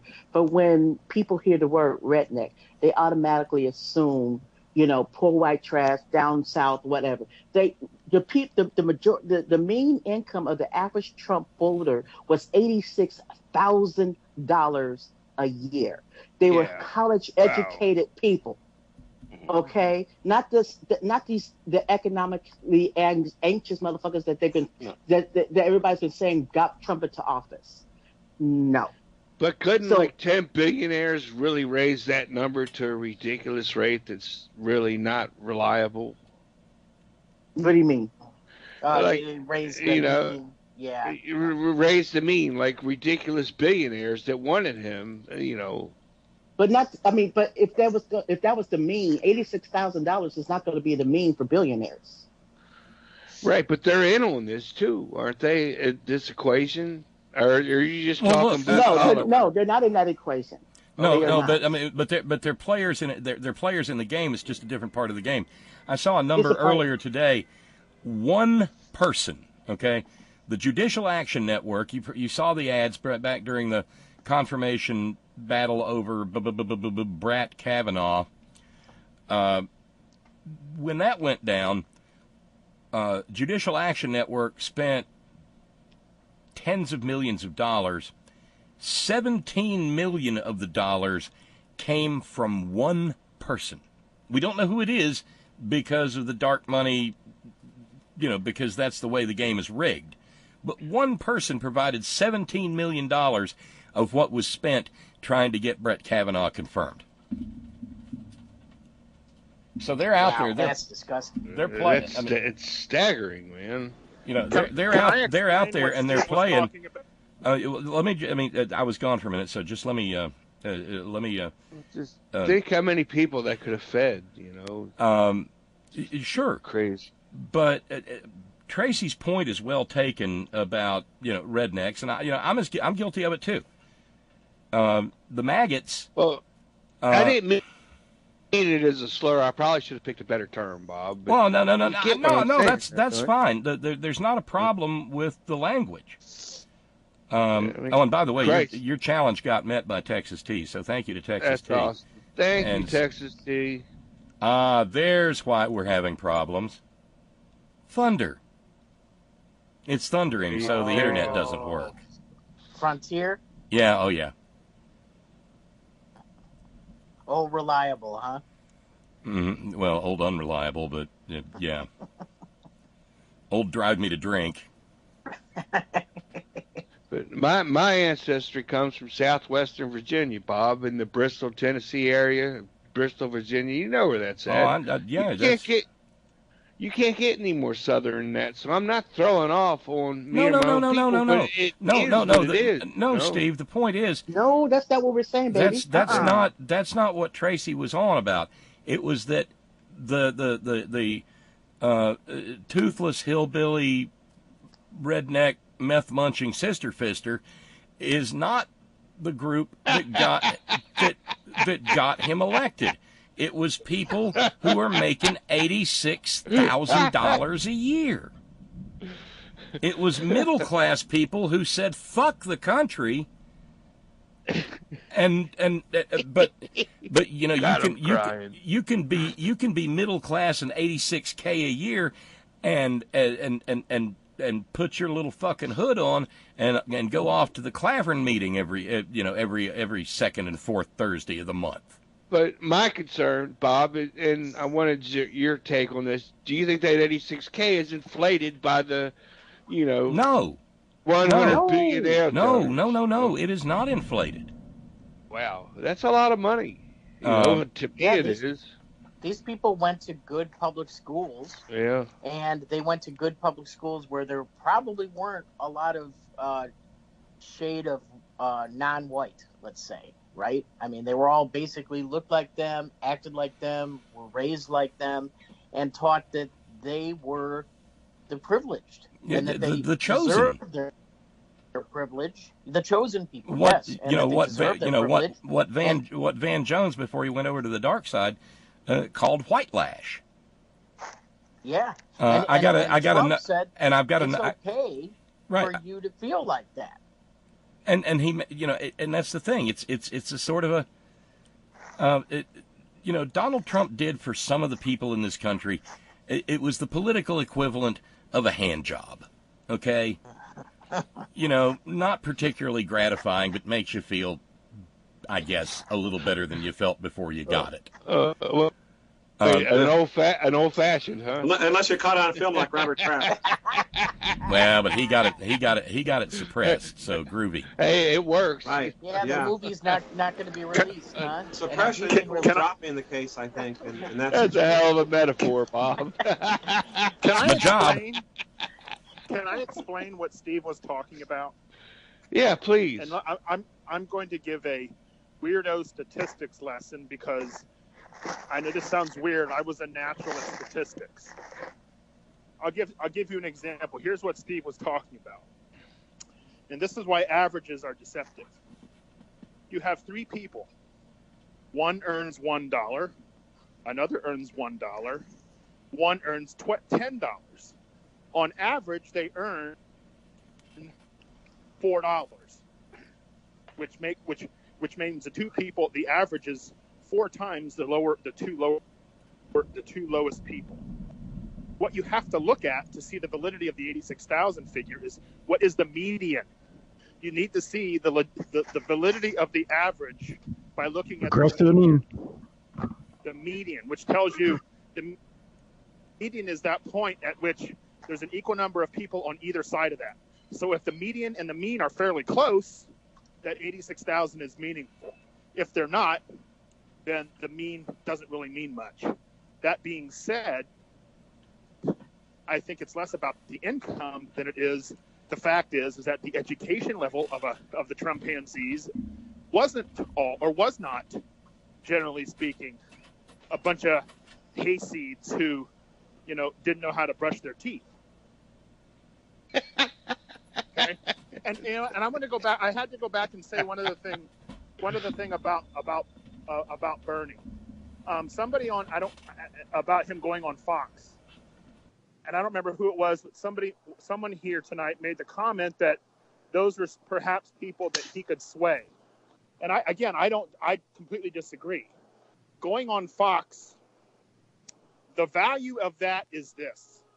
It has nothing to do with him swaying anybody who is a Trumpanzee. What it has to do with is swaying non-committed independents who can look at that and go, wow, he's not just a lefty. He has no problem talking to the other side. That's the value. Because the thing about Bernie being the nominee, if he's the nominee, there's no question that the base, certainly more than Biden, is going to be motivated to vote. That's when the independents become more important. Right. Well, I agree with you. Help me define independent. And did I have it right when I said it's somebody working 3 jobs? And no, it's a Republican. It's a Republican who's ashamed to admit they're a Republican and wants to smoke dope. God damn, Bob. No, that's a libertarian. You're more Bob. cynical. No, that's a libertarian. A libertarian. Well, I think it's also independent too. Really, when somebody says I'm an independent, to me that's a cop out. If you can't pick a side now after seeing what the fuck has been happening for the last couple of years, you're not paying attention. Well, exactly. Let's right along those lines, and then I'll shut up. Right along those lines. Nah, keep talking, brother. No, but somebody else wanted to chime in. Right along those lines. I'm sorry, and Bob made mention of this before, weeks ago. If the Democrats don't do what they need to do and impeach this fucker, and apply the constitutional means to do so, then what they're saying is, hey, what they're saying is that the Constitution doesn't really mean anything. It's not that important. Wipe your ass with it. It's a talking point. And guess what? They're saying that to me. At that point, I say, okay, great. The Republicans are the ones who play politics and get shit done. You sit there and look at it on the sidelines. And when you see them playing dirty, you're screaming at the referees rather than going, I'm going to get in there and play dirty too and beat the shit out of them. I heard. You know what? I got a little pushback on the whole thing. Wait, hold on. I have a little pushback on the. I have a push. Go, Tracy. I'm going to say this, and I promise I'll shut up. Okay. No. I want him to finish because I do have a pushback on the whole independent thing. I'll tell you what. Steve had one more quip he wanted to get in, Bob. Yeah, go, Steve. That's it. If that happens, if they don't do anything, I'm not voting. And that's when I will make the decision finally. I'm fucking leaving this country. I will go with my partner to Canada, slam the goddamn door, and never look back. And sorry, but I wouldn't blame you. I wouldn't blame you, Steve. And there's a lot of people that are on the same wavelength, brother. So if you trust me, Steve, don't ignore your U.S. tax matters because you still are taxable on all worldwide income as a U.S. citizen. So fuck them. I'm going to denounce my citizenship, and the IRS can go fuck itself. Well, you have to pay an extra tax that equals what your assets are and all sorts of stuff like that. So. Fuck them. Well, Steve, wait, hold on. Rick's the tax attorney. Wait, Steve, we're trying. Okay. Wait. Yeah, we got an order here. Now go Tracy. Because here's okay. As far as who said about if you're independent, you just can't make up your mind. You sound like the same people that say if a person is bisexual, they just can't make up their mind. Because as I take as an independent, because I'm registered as an independent, I am not a registered Democrat. I vote Democratic because most of the time their views align with mine. But for the last few couple of decades, their democratic values have now aligned with mine as being a black woman who's a lesbian in this country. So when you're not even talking to me, you're not talking to me as a mother of a young black man, as a lesbian, as a black woman, period, that not just has to deal with misogyny, but misogynoir, which is, misogyny and just add on being a black woman. No, when you're not talking to me, why the fuck should I be a Democrat? Seriously. Why? Because what have you done? Which, if I may interject for a moment, Tracy, is exactly what gives so many people on our side of this, on our end of the debate, the creeps about Joe Biden, because certain elements inside and outside the Democratic Party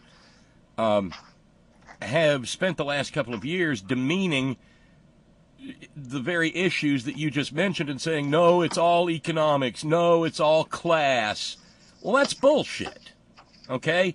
You can build a coalition that can give you the presidency and never miss those economic anxiety people who are the unicorns for which some of these multimillionaire for-profit media people constantly hunt. Constantly, they're on us, and it's exhausting, and it's fucking exhausting, because when I as a black woman, when I say how I feel, oh, you're just being hypersensitive, you're overwrought, you're emotional, fuck you. Well, see I'm fucking pissed. Well, and when I go back to something I said a long time ago. And that is when I hear people say, oh, fucking identity politics, man. I recognize what is called identity politics for what they are. Their basic demand has got to be pretty well secure within their privilege to the point that they cannot see the lack thereof in other groups. So, I want an America that's America for all Americans. I don't want a tiered class society. For the longest time we heard, ooh, the millionaires and the billionaires are the problems, but now all of a sudden it's just the billionaires. So that's troubling. I want to go back to something relative to Biden that James in Illinois said, because I think this is a pretty profound observation. He says Biden's going to do for his big money supporters. If he talks about card check, that's where it'll end, although he may push a bit harder than Obama, but that lives or dies in Congress anyway. What concerns me about Biden is the environment.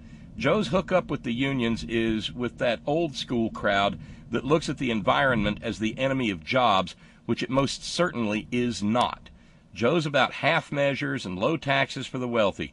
I'm with Warren on that. Warren and Sanders need to put their heads together. One needs to bow out, but the people will decide that. What I also worry about with Warren is that she will fold in Biden's direction. And I think James has driven a bunch of nails in that note. And the one thing, I think Bill Maher may have done the biggest service he's ever done politically in the last couple of weeks when he coined the term for Donald Trump, Brokahontas. Because finally there's something to punch back at him with when he inevitably brings up the Pocahontas bullshit. Because the maggots aren't going to get tired of his childish behavior. They revel in it. And so the only way to beat him is to have something ready to punch back in his face with. And Brocahontas is that. I like Don the Con, too. That's a good one. Yeah, but Brocahontas responds directly to the Pocahontas slur, and it also proves embarrassing to him. By the way, we now know that he's made some $479 million, I think, off of his violations of the Emoluments Clause. So we got that, too, to deal with. Well, but Bob, when I started this topic, I wasn't gooning on independence, not at all. No, I didn't think you were. From my part. Okay, just wanted to clear that up. But because I mean, my understanding is independents constitute larger percentages and numbers of the population than either Republicans or Democrats. Well, but the question is, how many of them? And see, they're not independent. Tracy, forgive me, but I think you're a little bit different as an independent than a lot of the independents that people think about when they use the term. I'm pretty sure I am because I'm me. Yeah, and only you can be you. But the thing is, there's a suspicion that there are a lot of independents out there who really aren't. Right. You know, because people like Todd and you, Steve, you get up and you watch Washington Journal. How many independents do you call in on the independent line who aren't parroting some Republican talking point? Not damn many. Yeah, you're correct. Yeah, usually the right uses that as a ruse to get through, or they'll call in on the Democrat line and say, "Well, I've been a Democrat all my life, however, comma," and then they'll go on their spiel and their role about how they hate Democrats and why they love Trump. That's what they're doing now in Washington Journal. And they're fine with Guatemalan children being aborted in the 13th trimester. All that, bro. Yeah, and by the way, we killed another one. Oh, really? Wow. Yep. This one was a 2-year-old.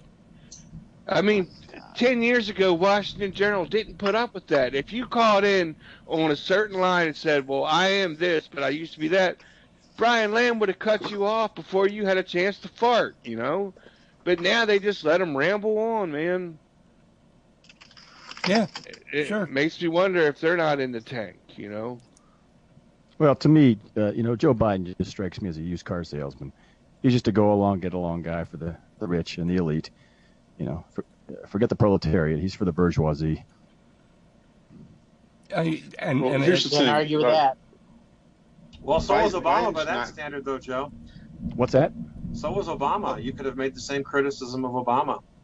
Well, I think Obama started out, and we believed he was something different. I think we know exactly what Joe Biden is.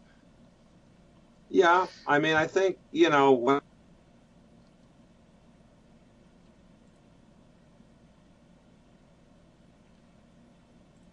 Yeah, by the way, we are having a humdinger of a thunderstorm outside. It's, I mean, it's the rain's sideways. It has turned dark as night, and the thunder is just sort of a perpetual roar. Well, we can hear it, Bob. Oh, is it coming through this time? Yeah. I can't hear it. I hear it. It sounds all right. In between muting other people that are not talking. Oh, okay. Yeah, people don't understand. This moderating thing's a job. Hey, can I jump in? Yeah, please. Jason here. So the bottom line, as I see it, is Biden, like Clinton, is not going to inspire some of those independent voters that don't always show up to vote. They're not. A lot of them are just, just working class folks that they're busy with their lives. They don't pay a whole lot of attention to politics, or if they do, it's not until the last 3 months before the election. I think the Democratic Party, the progressive side of the spectrum, needs some bold leadership. I think that comes from either Sanders or Warren or Gabbard. So people that can show that Democrats are willing to take a stand and lead. People don't necessarily need to agree with everything their leadership does. They just need to see some decisiveness. They don't need windsocks that blow, one way or the other, depending on the audience they're talking to or depending on the polls at the moment. And Biden and Clinton and Booker and some of the centrist establishment bought off corporate compromised Democrats, they don't inspire those folks. And somebody said that independents decide the elections. I don't know. I mean, turnout decides the elections, and we have to get some of those people off the fence. And GOT MFV. Get out the vote. Yeah, and so. Yeah, if you don't excite your activist base, independents aren't going to decide squat. Well, the activists are the people that are going to be out there knocking on the doors and making the phone call. I know because I do it. Well, thank you for your effort. In California, and we need some.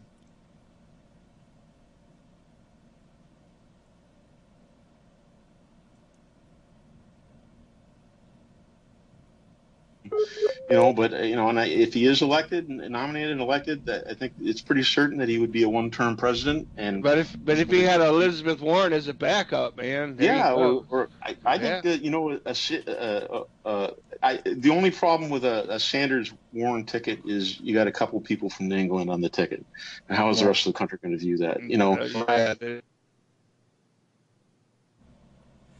Right, and the constant the business of. And what was it, last night or the night before? People asking Stacey Abrams and Kamala Harris, gosh, how would you like to be Joe Biden's vice president? Condescending as shit. Yeah, it is. The media is forcing Biden down their throat. And it's the same game that, and again, these polls don't mean much to me right now. Because I've seen enough of these things to remember what the polls looked like in '92 and in '88, and so consequently, this far out, please. I am worried, Jason, because what you were mentioning. I am worried about the way the new rules have been structured relative to the superdelegates. To the extent that there is, there's no superdelegates allowed to vote on the first ballot, but they get to vote on the second one and any subsequent ballots. So if there's any skullduggery afoot, it will be by way of making sure that nobody can get a majority on the first ballot. And when you got 25 freaking people running for president, it smells a little too much to me like that's the plan. Yeah, it makes a lot of sense. May I make some input about the polls? Well, here, let me share an email real quick, because Bob, are you hearing me? Or? Yeah, I got you. Oh, let me share an email real quick. I thought I might have blipped out too. No. I'm having a harder time hearing y'all than y'all are me, but I hear you right now. Okay. But Lady B dropped a note and said, "I'm agreeing with Steve, y'all. Call us both negative and extreme, but fuck it. If the Democrats want to spend time chasing the votes of the middle, that's fine. But as a hardcore member of the base, I'm sick of it. Our country is slowly turning into a fascist state. Women's rights are openly under attack, and our planet is being destroyed by climate change.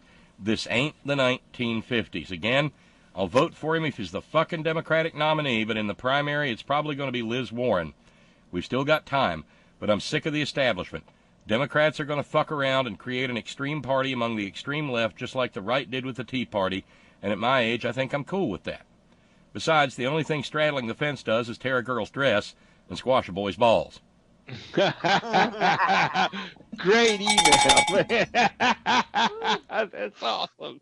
Yeah, she always brings it, that's for sure. The only thing I quibble with her is we're slowly becoming a fascist state. I would say rapidly, but other than that, Lady B's right on point there. It's accelerating. Good email, Lady B. That's awesome. But one of my takes about the polls is usually people under 60 have caller ID, and if they don't recognize the number, they're not going to answer the damn thing.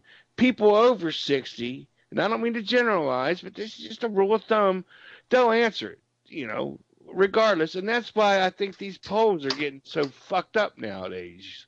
Pardon my French. And do you think there's any validity to that statement, Bob, or anybody, or?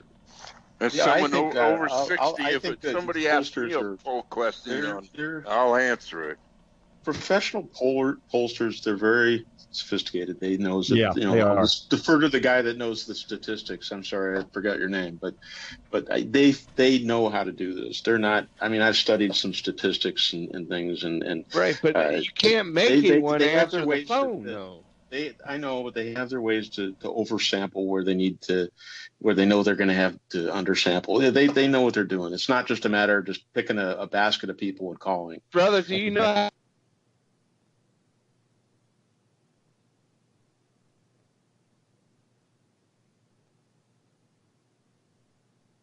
You gotta fuck with them. Sometimes, yeah. If I'm feeling mischievous, I will, Well, half of them, it's just a recorded announcement. It's just some recording. It's some I always press one to talk to the Pakistani or Indian guy, and I just love screwing with them. Hello, do you take Viagra or Cialis? Do you need some...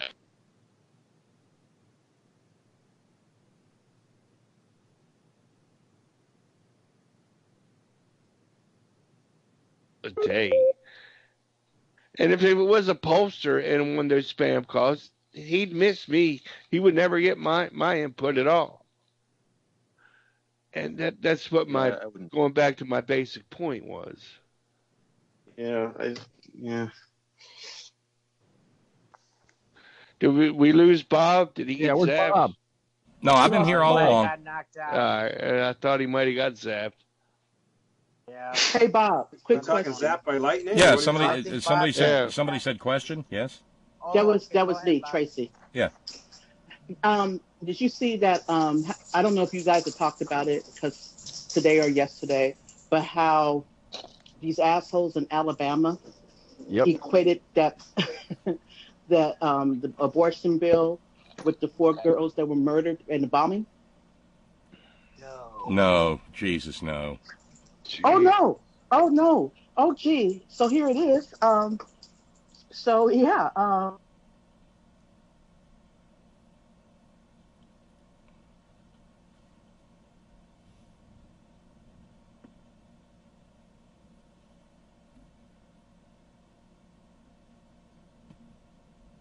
And disconnected again.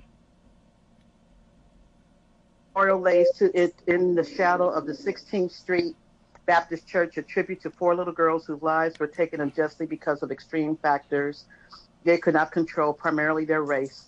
A small 2-foot by 6-foot granite.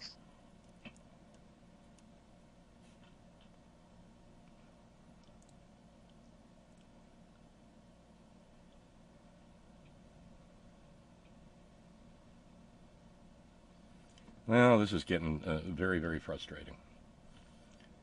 Because... and murder and hatred, it cannot be changed. Alabama cannot atone for its transgressions.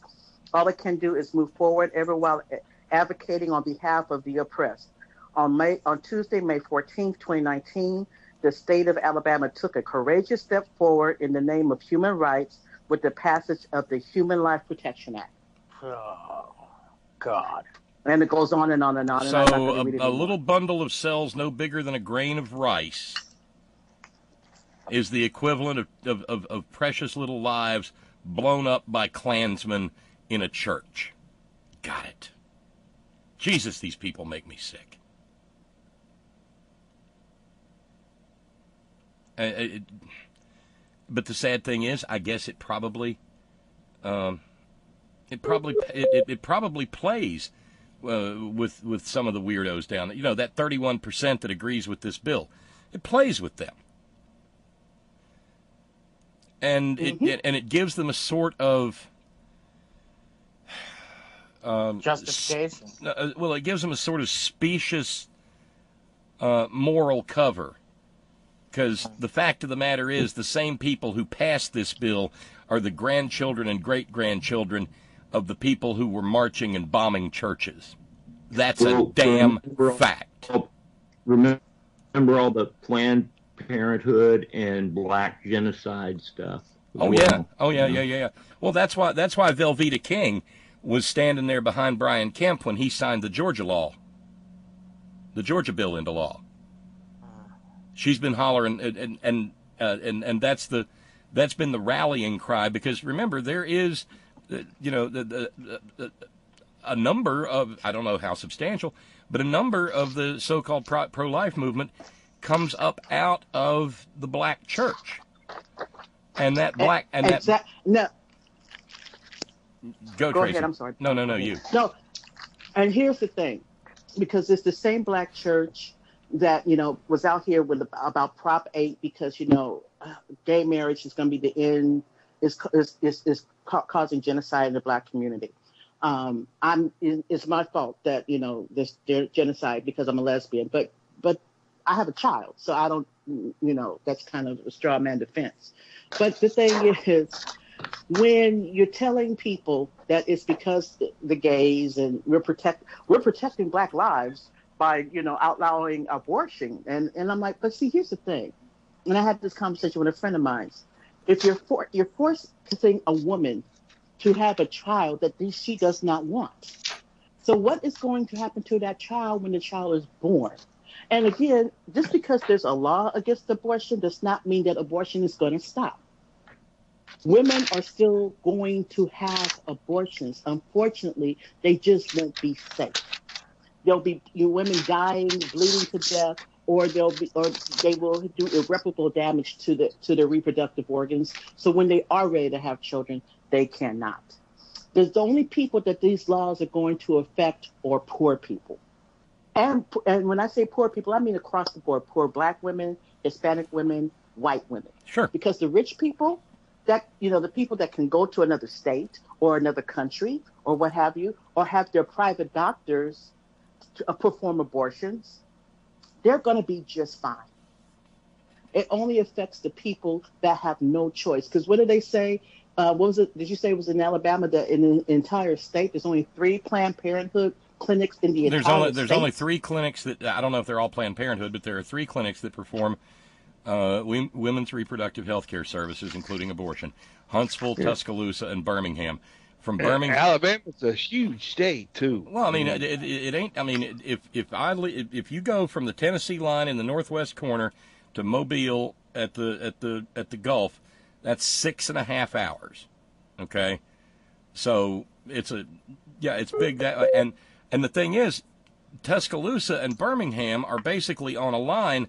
And that's the upper half of the state. The lower half of the state, those poor women Tracy's talking about, black, Hispanic, white, what have you, they have no access whatsoever. And there's been a misinformation campaign in Alabama now. So you've got women scared to death that that these 3 remaining clinics aren't even open anymore. So you got so you got people busting their ass to let people know that it is still safe and legal in Alabama. This is horrific. We're returning to Gilead, and if this is the signal that we're trying to send to the women, our mothers, our sisters, I mean, we've really screwed the pooch on this one. I don't see how we can turn this one around. I'm sorry, isn't going to cut it. Well, it may have to be turned around by different means. And I was thinking the other day about that line from JFK where he said, "Those who make peaceful revolution impossible make violent revolution inevitable." And we went years and years and years with the other side, murdering doctors and bombing clinics. I don't think you can ask women in this country to remain in a quiescent state forever while their rights are not whittled away but wholesale lopped off. Let me share a couple of notes that have come in. Rhonda writes, Tracy's making a great point. There's a white lady who holds a prestigious position in my community. She said life has never been better since Trump. She said McCain was a loser. She's a white, privileged woman. I assume she feels that way because they have stocks and bonds. She and her employee were discussing how immigrants are the problem, too. By the way, I lived in Canada and went to college there in the 70s. I married a Canadian. His brother was Brock on The Young and the Restless. He's now passed. I remained in Canada and worked there after we separated. I was there over a decade. I enjoyed the diversity and lifestyle. Americans suffer, and there is such a divide between the rich and the poor. Their healthcare system was wonderful. There was diversity there, and it was truly a wonderful place to live. I came back from my parents and then went back to college and later joined the Navy. America is truly broken. The racism here is a huge issue. We are taxed and get nothing for it. It's hard to believe in politicians here because big money runs our politics. I don't believe there's an answer to our complex problems because the powers that be thrive on creating separation to get votes. I wish I felt more hopeful. We are regressing into the dark ages because of the Republicans. Meanwhile, a note coming in from Australia, Robert says, off to vote. I'm off to vote shortly because we have compulsory polling station attendance to have your name checked off laws here in Oz. It looks like being another close one. I have no idea who will win. That's not a good sign. Close one. Hey, Bob. Yeah. Tim from L.A.'s on the call. He's driving. Hey, yeah. Well, I messaged him earlier because he said he might be getting sleepy while he was driving. Hey, Tim. I muted him because he was making road noise. I don't know if he's going to join in. Okay. Well, glad to have you. It's been a long time. We missed you. I'm on now. I'm free. There he is. Hey, what's up, Tim? Where are you at? Hey, what's up? Lodi. Long time no talk, man. You do it. I'm in Lodi. Oh, you got a long way to go. Lodi again. Wait, Tim, I still have the extra room. Yeah, but he's heading north. Is that Central California, Lodi? Stop. Yep. 628 miles to Portland. 32 to Sacramento. Once you get through Sacramento, you'll be in the real Northern California. Just a piece down the road. The town of Jefferson, huh? Oh, you'll be a while before you get into Jefferson country. Yeah, it's like another 32 minutes and 32 more miles. I'm going about 80 miles an hour right now.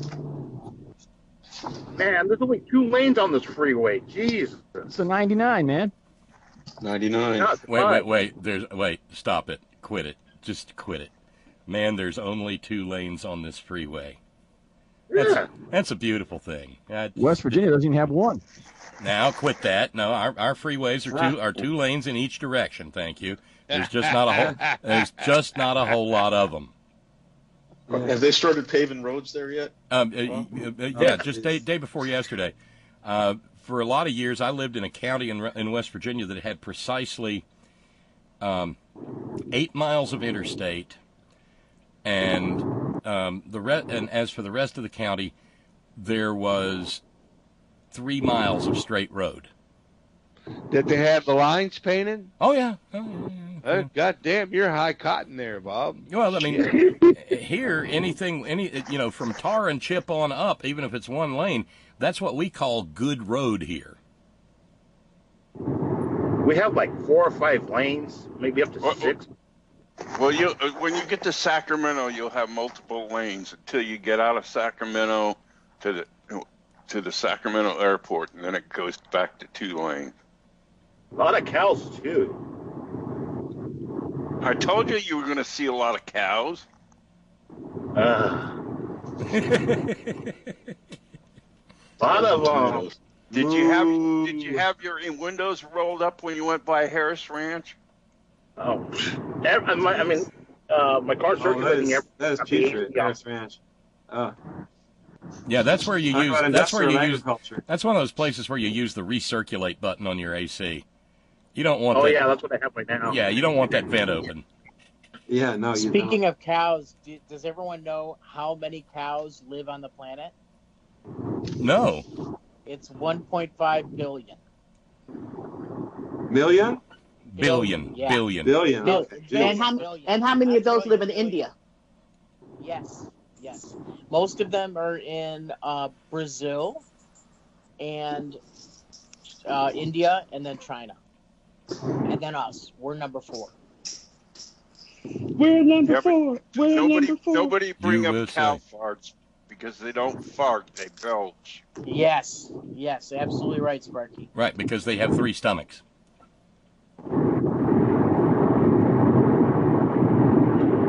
Hey, and that, boys and girls, was our Bill Nye the Science Guy moment in Friday on the Front Porch.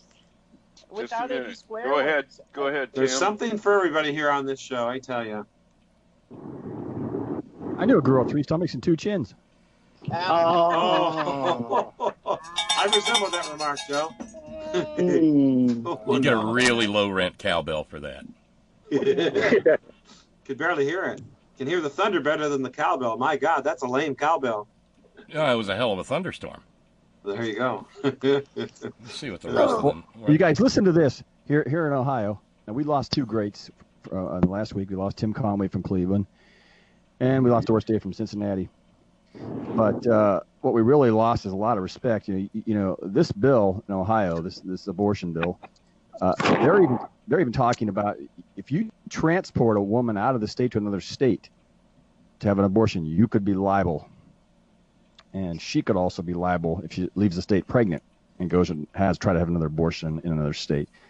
That's how draconian this garbage is. Shit, here in Georgia, they can drag your ass. They're trying to violate as many constitutional amendments as they can, because I think there's an argument to be made that passage of that law, Joe, is that's a violation of the 13th Amendment's ban on involuntary servitude.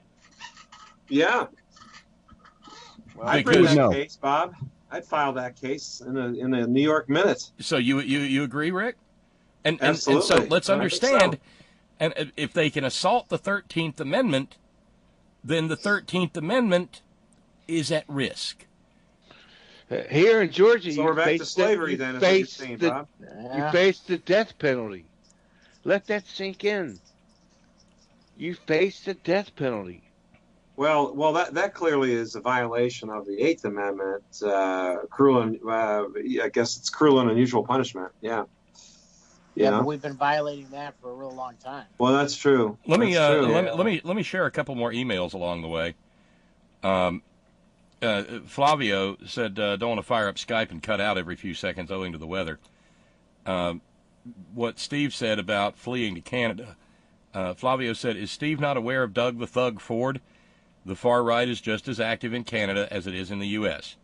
The resurgence of fascism in the far right is a global phenomenon. It's tempting to want to flee to Canada or elsewhere, but you're always going to be fleeing.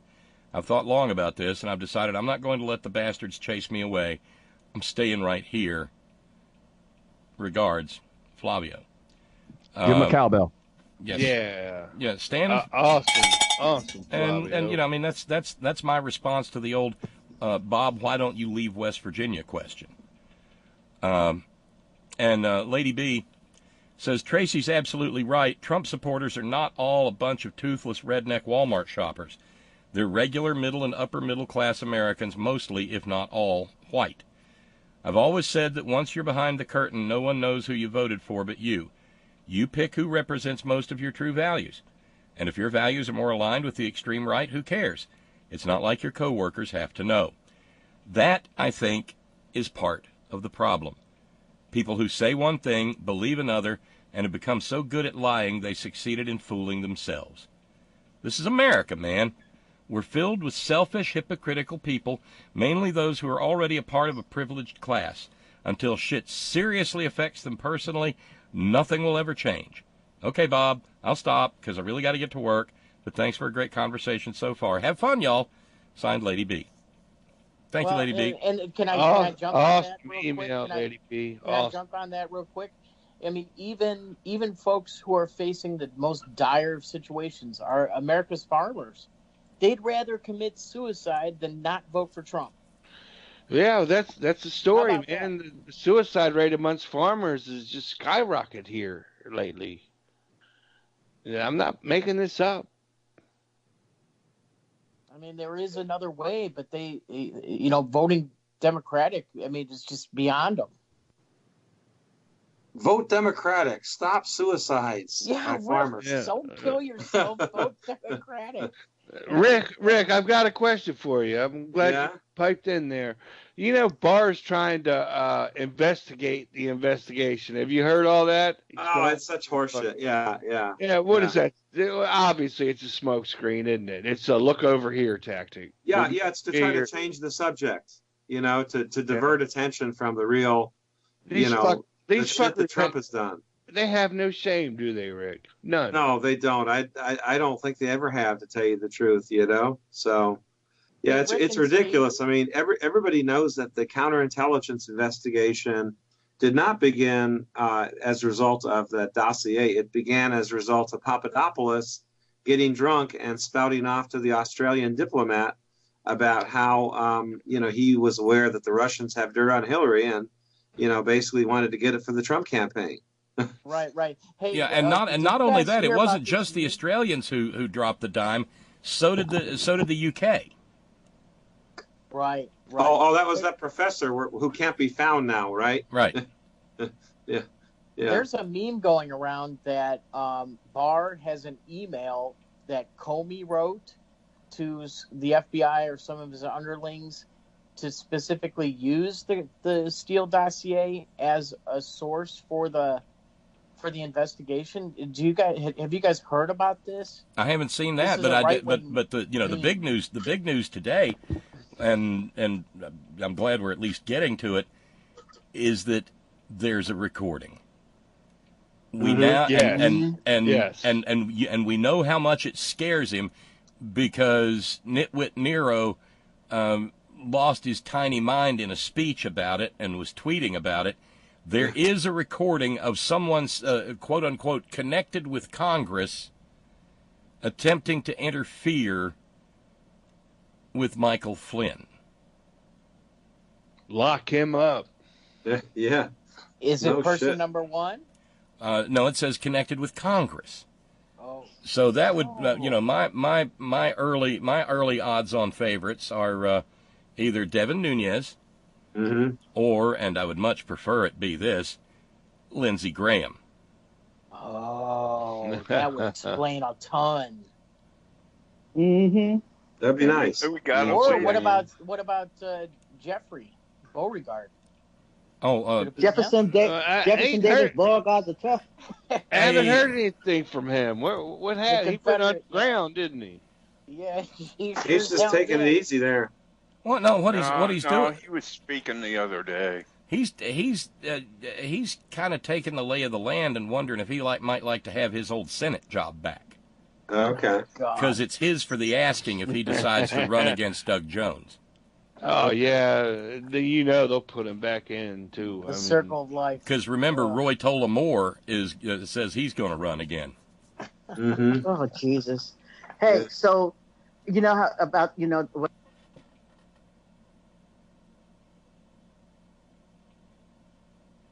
And it happened again. In 2017, Alabama ranked second in the rate of firearm deaths, but these conservative pseudo-Christians would re-crucify Jesus before they passed a common sense gun law. That same year, the CDC says that Alabama had the sixth worst infant mortality rate, yet the Republican legislature and governor will not allow Obamacare Medicaid expansion. These motherfuckers. And you know what? They don't even see the hypocrisy, Tracy. They don't even see it. It's right in the. They don't see that. I mean, it's like they don't want to give anybody health care. They don't want to, make the school. They don't want to pay the teachers and make the school and put money in the schools. They don't want to make sure that their citizens have food. Tracy, all they want is us to be subservient and bring them their iced tea when they want it. They don't give a damn. It'll happen to you. It would happen to me before it would happen to you, sweetie. That's why. That's why I mentioned. That's why I mentioned Ohio in conjunction with the 13th Amendment. Exactly. I mean, they want the serfs and lords. That's what they want. I mean, you know, I can't remember how old I was the first time I heard my father say this, but I was a kid, and he said, "You got to understand, the Republicans want a two-class society, the very rich and the very poor." Oh, did you hear that? That was a good. Absolutely, Bob. God damn, Bob, Jesus. Yeah, I heard that thunder. Yeah, we may ought to check out, bro. Jeez, you're gonna blow everything up, man. I told you had rolling thunder. Oh yeah, it is. And but it's supposed to end like by midnight or whatever. And by the way, being the voice of reason, note coming in from Texas T. No, damn it. Get a Democratic president. If he croaks, we'll have a Democratic vice president. Please stop with the purity disease. Any Democrat we love. Get them into office, and you can all whine later. So I halfway agree. What is that? I half-heartedly agree. No, vote blue no matter who. What about Tulsi Gabbard? How's her campaign going? I never hear about her anymore. While we go to the primary, then we can fall in love. After that, then you fall in line. Yes. Okay. She isn't getting any news traction. Really. No, she's not. No. Well, look, corporate media decides who gets the attention. Trump got tons of free attention in 2016. And they're pushing Biden's taking it. Beto was getting a lot for a while. They're pushing Mayor Pete too. I don't know why. I mean, I like him, but why is media pushing him? Fresh face, and oh god, it was pathetic. What was it yesterday? They had I guess what was it? Michael Bennett, who's decided to run for the senator from Colorado, and he said, so Joe immediately looks at him, do you consider yourself a capitalist? I mean, really? The country's on fire, and the only question that dude's got is, are you a capitalist? Hey, guys, I want to throw a name out here for VP. And yeah, Steve got me thinking about this, because when he was talking about too many New England-centric candidates, right? Jennifer Granholm. What do you think of her? She was what, governor of Michigan, right? I can stop the discussion. She's not a U.S. citizen. She wasn't born in the U.S. She doesn't qualify. Oh, you're right. Oh, thanks, Rick. That's the same reason Arnold Schwarzenegger couldn't run for president. Oh yeah. Okay. Never mind. But I like her. I like your thinking there. Well, and Midwest is going to be important, right? Yeah. Jason, you made a good point a few minutes ago when you said the media chooses who gets the attention. Well, here's one that didn't get attention. This came out yesterday. Jay Inslee has introduced a 38-page policy plan. It's his second climate change proposal. And this guy, and he can't get any traction. But what I find interesting about it is that, I mean, it's just that we're kind of ahead of the curve here. He's proposing a GI Bill for communities impacted by climate change, communities where, the dominant industry goes away as a result of climate change, that kind of thing. And he calls it the Evergreen Economy Plan. The plan being to create 8 million clean energy jobs over the next 10 years. That's 800,000 jobs a year, transitioning from fossil fuels to clean energy. With a $9 trillion investment, $3 trillion in public investment to leverage an additional $6 trillion. And that's pretty detailed. Yeah, it is. You know what? As compared with a lot of other candidates who say, "Oh yeah, I want to do something about climate change." Well, isn't this what kind of bit Hillary? Remember when she came out, she said, "We're gonna, all you folks in West Virginia, the coal jobs are not coming back." Yeah, But I don't she think didn't articulate but I don't how think that transition was going to take place. Well, right? no, I mean, it was articulated in her plan, but the problem was her perpetual case of foot and mouth disease. And when she said, and when she referred to coal workers in West Virginia and West Virginians generally as those people, deplorable. and she said, we're gonna, and how do the election pros who micromanage image and everything, how do they let her walk out and say we're going to be putting a lot of coal workers out of work? Because that was a perfect little soundbite, and it ran 24 hours a day, 7 days a week in Appalachia. Don't you think Joe Biden's capable of saying the same stupid thing? Definitely. Proven track record. Yeah, I got a question for Bob.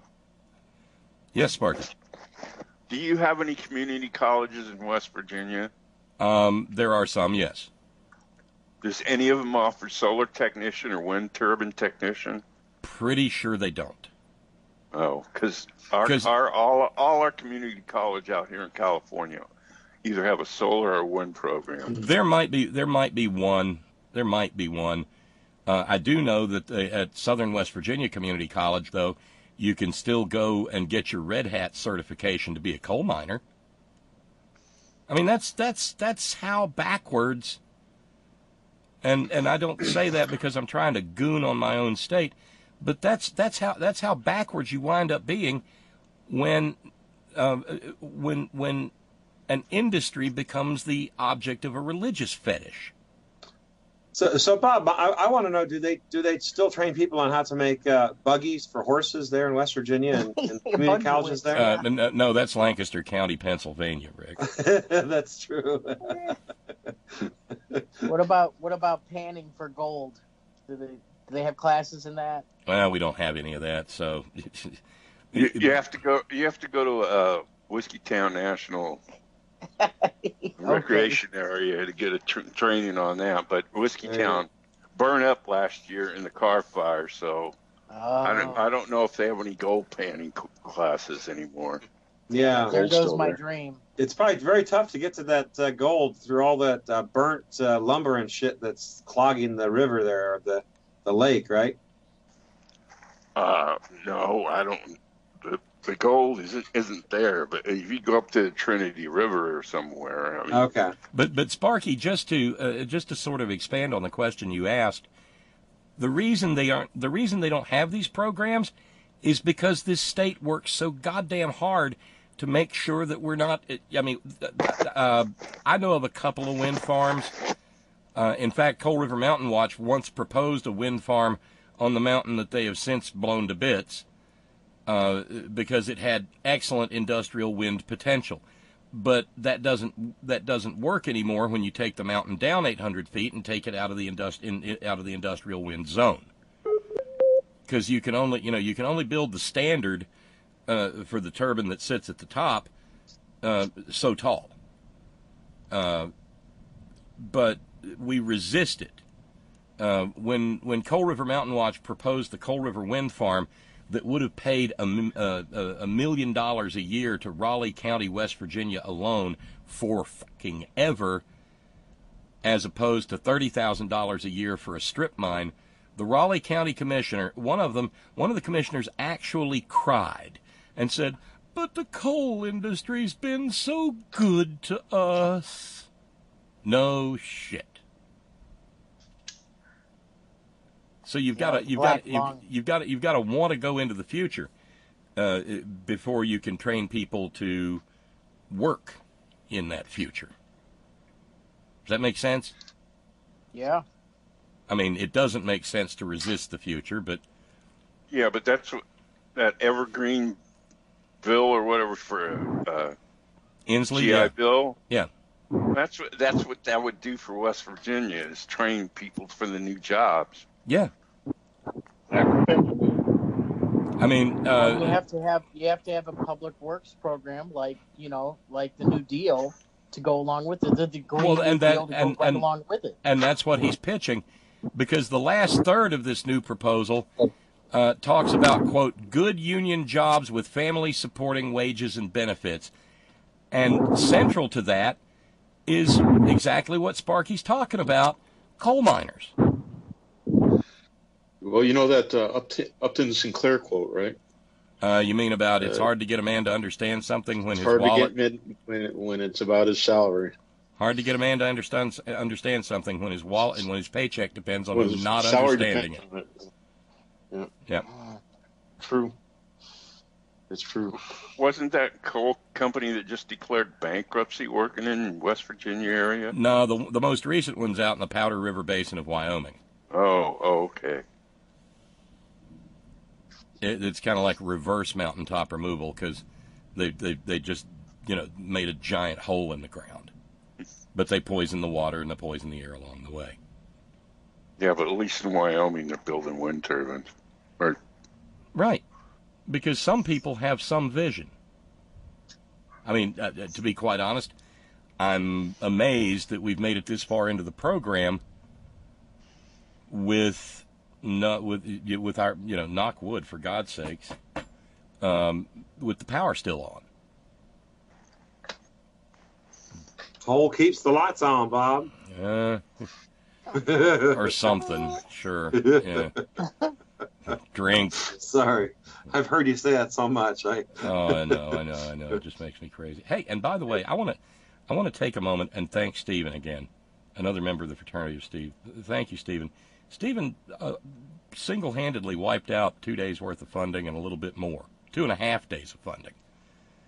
And so with Steve's challenge, which was met by Texas T, we are like $20 away from finishing off the week.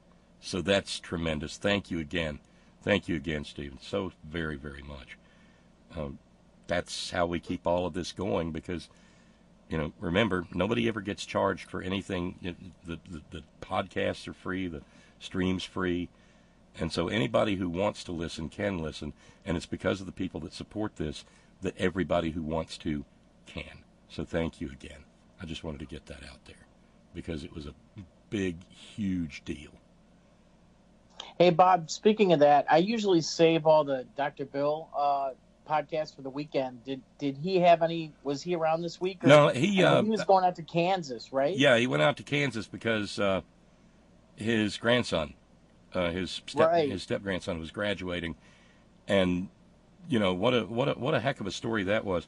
The young man had no help whatsoever, and has worked his way through college, got himself a degree in economics, and has now been accepted into the master's degree program in economics at the same university.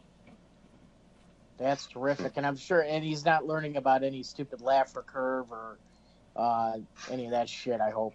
Yeah, I hope so too. I mean, but you're gonna have it. It's become so pervasive that I don't think you can avoid it. It's not economics. It's like creationism is not science. Right. It's what George H.W. Bush called it way back in 1980. It's voodoo. Yeah, well, we've been practicing it for 40 years now. Of course, they're going to teach that in economics. Unfortunately, Oh, and I'm sure there's some professor somewhere saying, well, if we just get a president who's conservative enough, because remember after George W. Bush wrecked the place, all those conservative economists are saying, "Well, you see, he just didn't do it right. He wasn't conservative enough. It was really a tax and spend liberal. That's what George W. Bush was." And again, these are people who never get confronted with their own stupidity and their own history of failure. Bingo. The 20s was a disaster, absolute disaster. I call my right-wing blogosphere friends on this all the time. The 20s was a nightmare, but history is rewritten. Ooh, it was the Roaring 20s. Ooh, everybody was the boom town, and everybody, what do you call frisbees and wheat checks? Everybody had frisbees and wheat checks. Bullshit. It was a nightmare for most Americans. And whole decade. And you know what? Even before the 20s, and I've mentioned this book before, you can get it for free out there, on your as an ebook. It's a romance, and it's kind of, it's a romance. It's an Appalachian romance written by a guy named John Fox Jr. called The Trail of the Lonesome Pine. And what he documents, because it's based, the cultural stuff is based on the reality of what happened when an economic boom happened in a little corner of Southwest Virginia, not far from where Steve from Georgistan is talking about his people being from.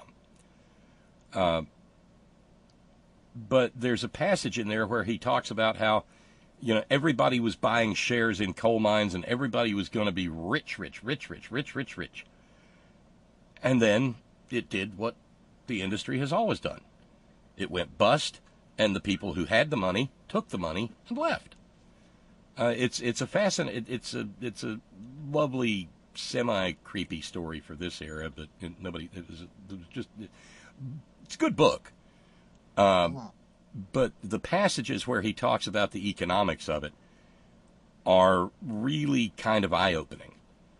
And, what's especially interesting out of it is that, the book ends, all the issues are tied up nice and neat.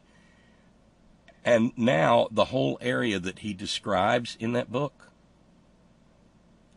is just gone. Uh-huh. And he does a good job of talking about just how beautiful it is. And it's right over there on the Kentucky-Virginia line. And people go back and forth across, I think it's Black Mountain. And there's a river through there, and he describes it in great detail, and you can tell that he just thought it was a beautiful area. And it's just gone. It's been blown to kingdom come. It's been mountaintop removed to hell. Well, Rick's old hometown, Iowa. I've got relatives that live in Western Illinois, right? Galesburg, the area. Oh yeah. It used to be Maytag. Maytag was the lifeblood of that whole area. Yeah. And when that went belly up, or they moved away, or moved the factories away to China, or Mexico, or wherever. Yeah, all the little towns around it that thrived, just decayed. And you go into these little towns like La Harpe or Avon, Illinois, and all there is maybe a Dairy Queen, a little tiny historical society, and shuttered up storefronts. That's and what happens in a lot of those small towns is, the towns have lost so much of their population that they can't even support schools anymore. So they got to consolidate the school districts, and combine them into they have to bus them. They have to take bus to get to the nearest high school. It might be half an hour away. It's maybe even longer. Yeah, it's the small towns. I mean, I noticed it in the 80s when I left Iowa in the mid 80s, and was there in the early 80s, canvassing. I went door to door canvassing for about 2 years, when I wasn't in school. And boy, I saw some real, depressing areas, as far as the economy, those small towns just, Reagan killed them with his policies, and but Clinton they never recovered any better. Clinton's policies didn't do any better. No, they really haven't. They've never recovered, to tell you the truth. No, they haven't. So when you look at this demographic of folks, flyover country folks, no wonder they say, fuck you Democrats and Republicans, and we'll go with the orange guy and see what happens. Yeah, well, right? We'll see how well that works out for them with the trade war. Well, it hasn't, China. Trump, everybody in this community knew that Trump was a backstabbing piece of shit, which he's been his entire life. But most people in flyover country didn't know that. They weren't aware of it. No, they weren't. And I mean, I can't say I feel sorry for farmers, because you know why? Wait a minute. Are you trying to say that they didn't? Wait a minute. Are you guys trying to say that the people who voted for Trump didn't know what kind of asshole he was? I don't think they knew. They didn't think he was going to economy, Tracy. They didn't think he was going to necessarily start a trade war. No, but I'm just talking about. They knew. Just from they knew, and Trump said what they always wanted to say. Cognitive dissonance. They knew, but they didn't want to know. No, Tracy. For once, I'm going to disagree with you. I'm going to disagree. He was a great what? I'm going to disagree. Okay. I'm going to disagree, Tracy. They had a year and a half of watching him say all the hateful shit that he said. They heard his own voice talking about grabbing women by the pussy. Okay? Right. I mean, that's what I'm saying. They knew, not but that it's not that they didn't care. They dug it. They were into it. It made them happy. They gave him hard-ons, for God's sake. Some of these people probably haven't had wood without Cialis or Viagra in years. They were vicariously living through everything he said. I see that point. I definitely see that point, Tracy. But what I'm trying to say is that Democrats have been making promises to those people for decades. Republicans as well. Neither one of them have come through at all. And so let's throw it to the orange guy who, he wants to kick all the brown people out of the country. And yeah, I'm on board for that too. Cool. Yeah, I'll vote for this guy.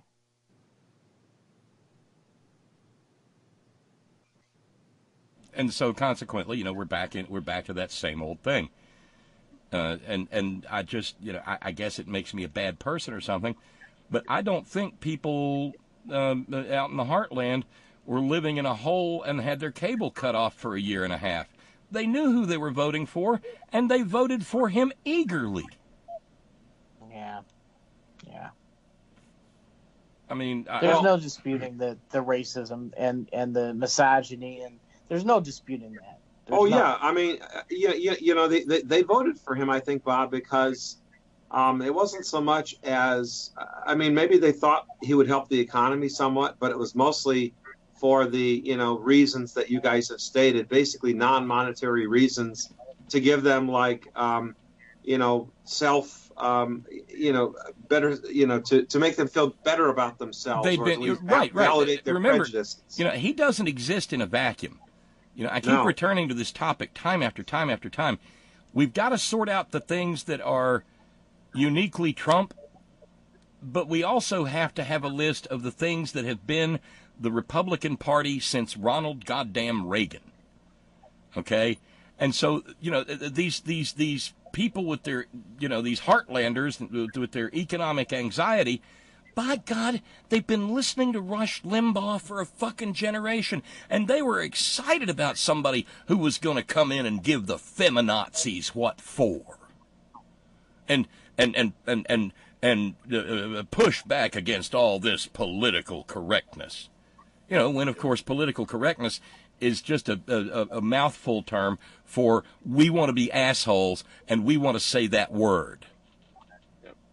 He gave them license to be assholes. Yeah, and so we don't give a shit about other people. Basically, is what it means. Political correctness. Fuck you. I'll do whatever I want to do, even if it hurts you. Right. I got mine. Fuck you. I have a right not to act like a normal human being. Because conservatives inherently lack a sense of shared interest. They don't understand that they're part of a larger pot. It's all about them and taking as much of the pie as they can grab for themselves and saying whatever they want. Doesn't matter if they hurt other people. Doesn't matter if they damage society. It's all about them. They don't understand that when society goes down, they're going to go down with it. They don't get it. Well, you try to explain to them what the commons is, and then the commons, it's too close to that word communism, and then bruga bruga. Socialism, communism, Mao Zedong, and then you can't crack that nut. And the fact of the matter is, sometimes we're our own worst enemies. I sometimes wish that Bernie had never introduced that term democratic socialism into the lexicon, because the fact of the matter is, what he's talking about is just FDR's idea of being a Democrat. Okay? it's Democratic Party, it's old school Democratic Party politics. But by using that word democratic socialism, he injected something into the discussion that served more to help the Republicans than it did any good for us. You know, if you're saying that people should be able to go to the doctor when they're sick, you're not saying that government should take over the means of production. You're not saying that government should own everything in the name of the people. You know, corporations continued to be corporations and continued to make profits as the Great Depression began to recover, and then of course World War II, yada yada yada. But the thing is, it wasn't socialism. It was never socialism. It was just a response. It was badly needed reform in a country that would have collapsed and gone somewhere far worse had he not done what he did. But now, of course, you got Mitch McConnell standing there saying, well, by God, we're going to be a bulwark against Senate of the United States if I'm a running it. Going to be a bulwark against them damn Democrats turning us into socialists. And guess who wins in that fight? Because guess how the media are structured? They're owned by capitalist corporations, so naturally they're going to give more oxygen to the people who are saying we don't want socialism. Sorry, that was a mini rant, and I apologize. No, it was good. And you know, the thing is, nobody likes Mitch McConnell, but the thing is, those folks have been trained through Luncian vocabulary to detest anything called socialism worse than the Turtle Man. So when he says, hey, you know, you might not like me, but you sure as fuck don't want these socialists running the country, there'll be a lot of people say, we're okay, then I'll vote for Mitch, you know? Yeah, and it's not even socialism at all. It never has been. Because the way we fund it is through taxation on capitalist practices and capitalist businesses. But instead, the water's a nice sort of muddy color now, and people are running around talking about being things that they aren't.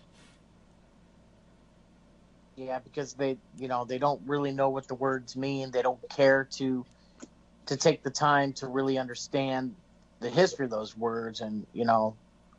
Well, I mean, most people, you know, when you speak in labels like liberal, conservative, progressive, all this stuff, I mean, you know, you need to articulate the policies you stand for, not label yourself, because people don't know what the fuck the labels mean. I mean, that's what Norman Goldman thinks. Yeah.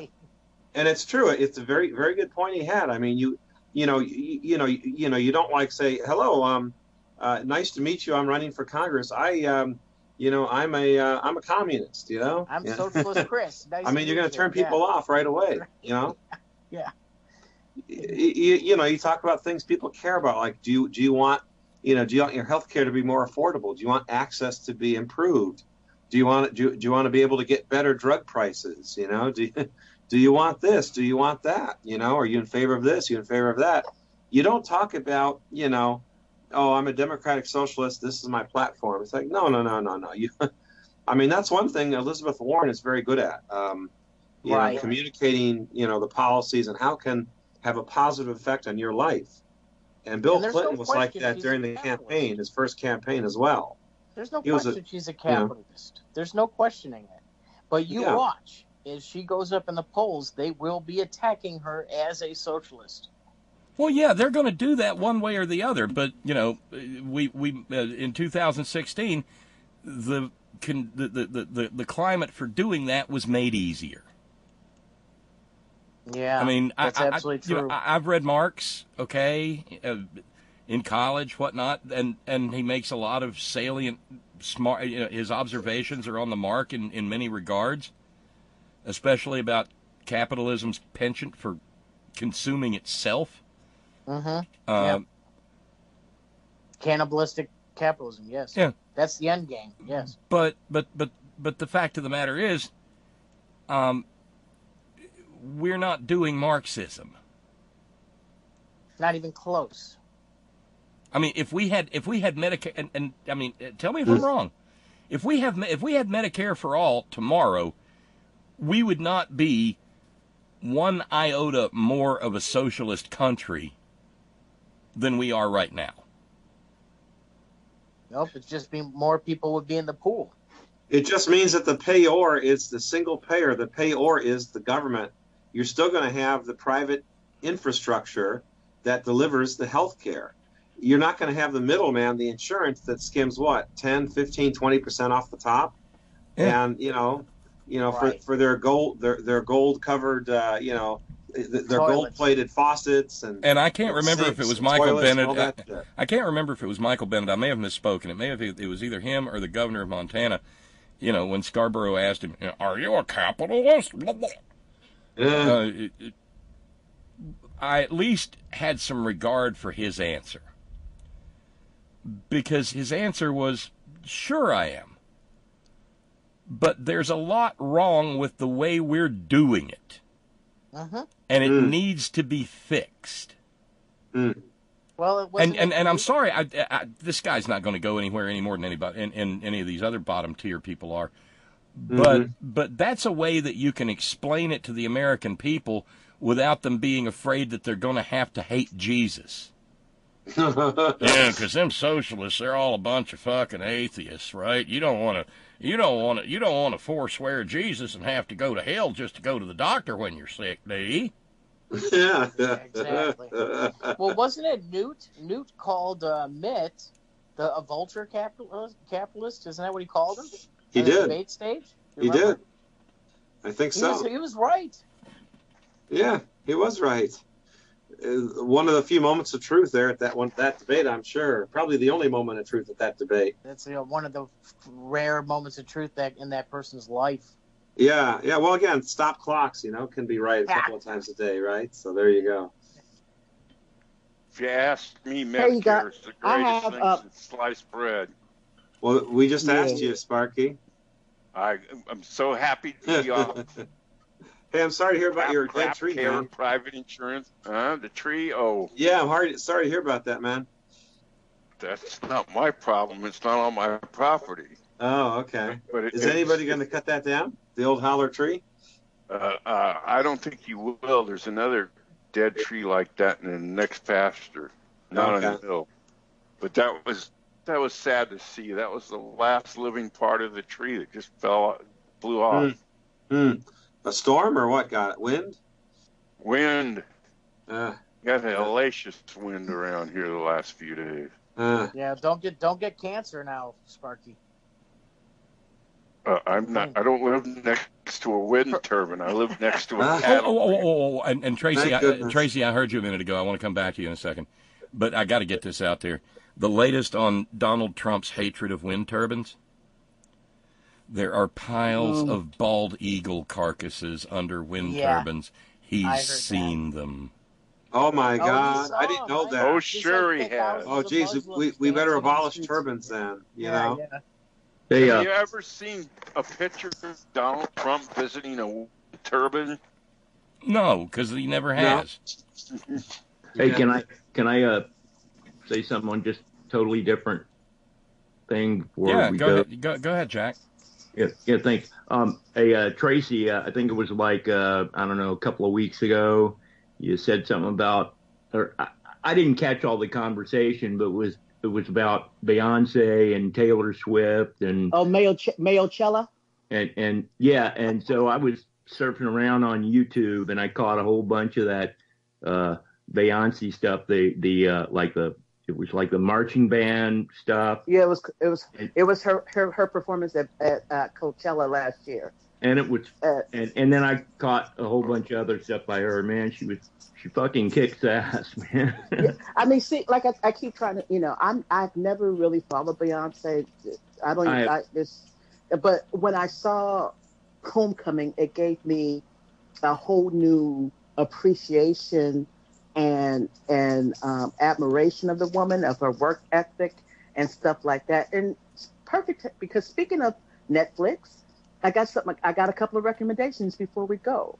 Bob has watched 2 of them, but a new one is, I just watched it today, called See You Yesterday. And it's it's about 2 young black kids, teenagers, who figure out how to do time travel. And what they try to do is, one of them is a boy, a young lady, and a young man. And the young lady's brother is murdered by the cops. So they keep trying to go back to keep him from being killed. And it's amazing. It's, because when you think of sci-fi and time travel, you typically don't think of black people because we're not usually in the mix when it comes to sci-fi.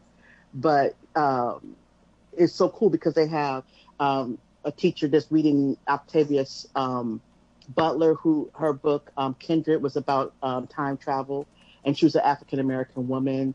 And I guess there's a comic book called Black, where in this dimension that the only people allowed to have superpowers are black people. So, I mean, we are in the genre, but not so much.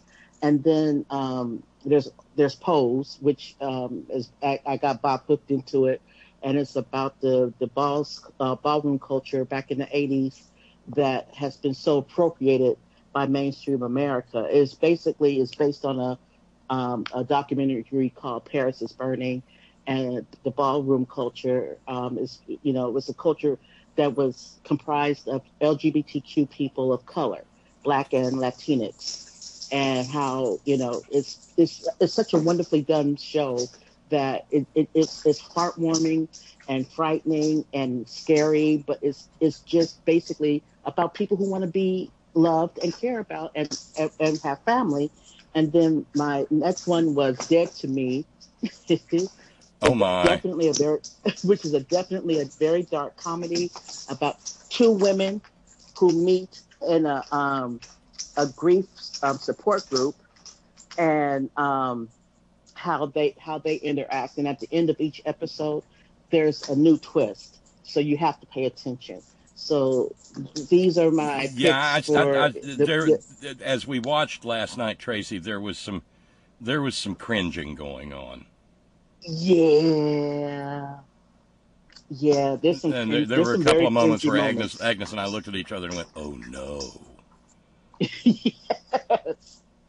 And you will find yourself, when anybody that watches it is going to be, they're going to be spending a lot of time saying, "Oh no." And the cool thing about Dead to Me is each episode's only like a half an hour. It's about half an hour, 20 minutes, Bob? Yeah, it's each episode. Yeah, it's a half hour. Yeah. So you can pretty much binge watch the whole season in pretty much a day.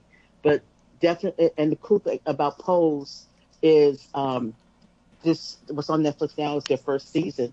They were renewed, and the second season starts in a couple of weeks on FX. So Pose is not an FX show. It's just the first season's on. I'm sorry, it's not a Netflix show. The first season happens to be on Netflix right now, but the second season will be on FX. So, and there's one more. It's called Claws, and it's I gotta check this one out. Yeah, it's about a group of women who are in Florida. We got the we have characters named Auntie Mama, and we got opiates. We got the Dixie Mafia. We got a nail salon. We got pill mills. Yeah, and it's.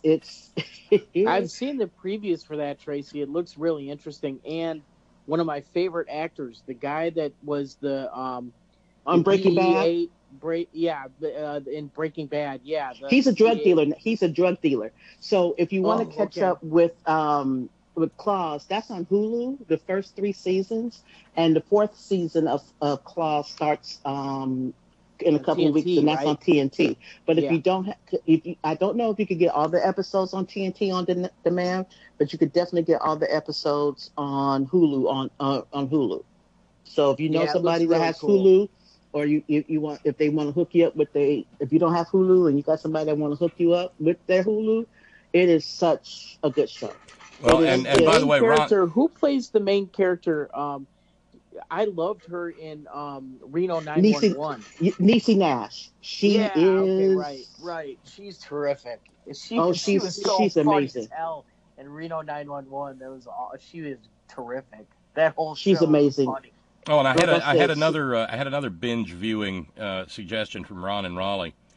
George Clooney returning to TV with Catch 22. Oh, also on Hulu, right? I think so, yeah. And I can't keep subscribing to these things, but yeah. But if I got Hulu, I'd be able to watch the second season of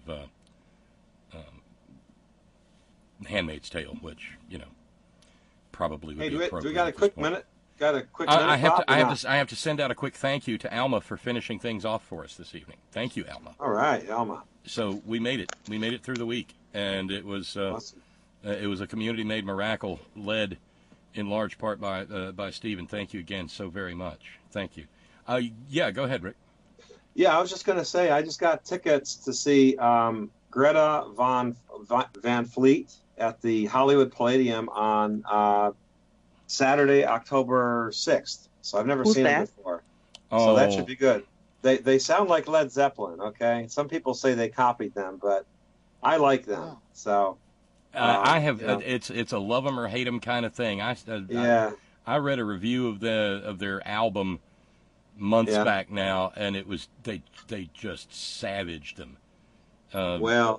Accused them of being a band that was put together by AI. Oh. Well, I'll have a review in a few months after I see the show, but more immediately I may be seeing the Cure is playing, I think, at the Greek. And then there's this Pasadena Daydream Festival that just was announced. I'm not so sure if I'm going to go to it, but the Cure is the headliner. Then the Pixies are playing, the Deftones, Magua, Throwing Muses. Yeah, just stay away from any Morrissey concerts, okay? Yeah. I don't know if you saw the story about him, but he's running around wearing a pin for a fascist party in England. Oh God. Okay. Yeah. No need to support that. They have quite enough money already, the fascists.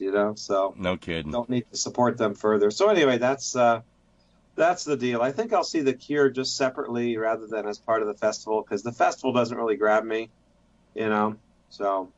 It's called the Pasadena Daydream Festival, just announced, but hey, it's not like daydreaming and I'm thinking of you. Daydreaming. I'm sorry. Yeah. Well, let us know about that. I want to hear about Greta Van Fleet, because that's like I said, there's no middle ground on them. Yeah, well, the fact I'm seeing them at a club is good. It's the Palladium is maybe 1,000-person club, a standing room only, pretty much, so. I'm too old for standing room only. Yeah, so it should be. I know, but it's good for you, Tracy. You gotta bullshit. Wait a minute. That may be our very first bullshit cowbell, but that had it coming. That works. Yeah. Well, listen, we have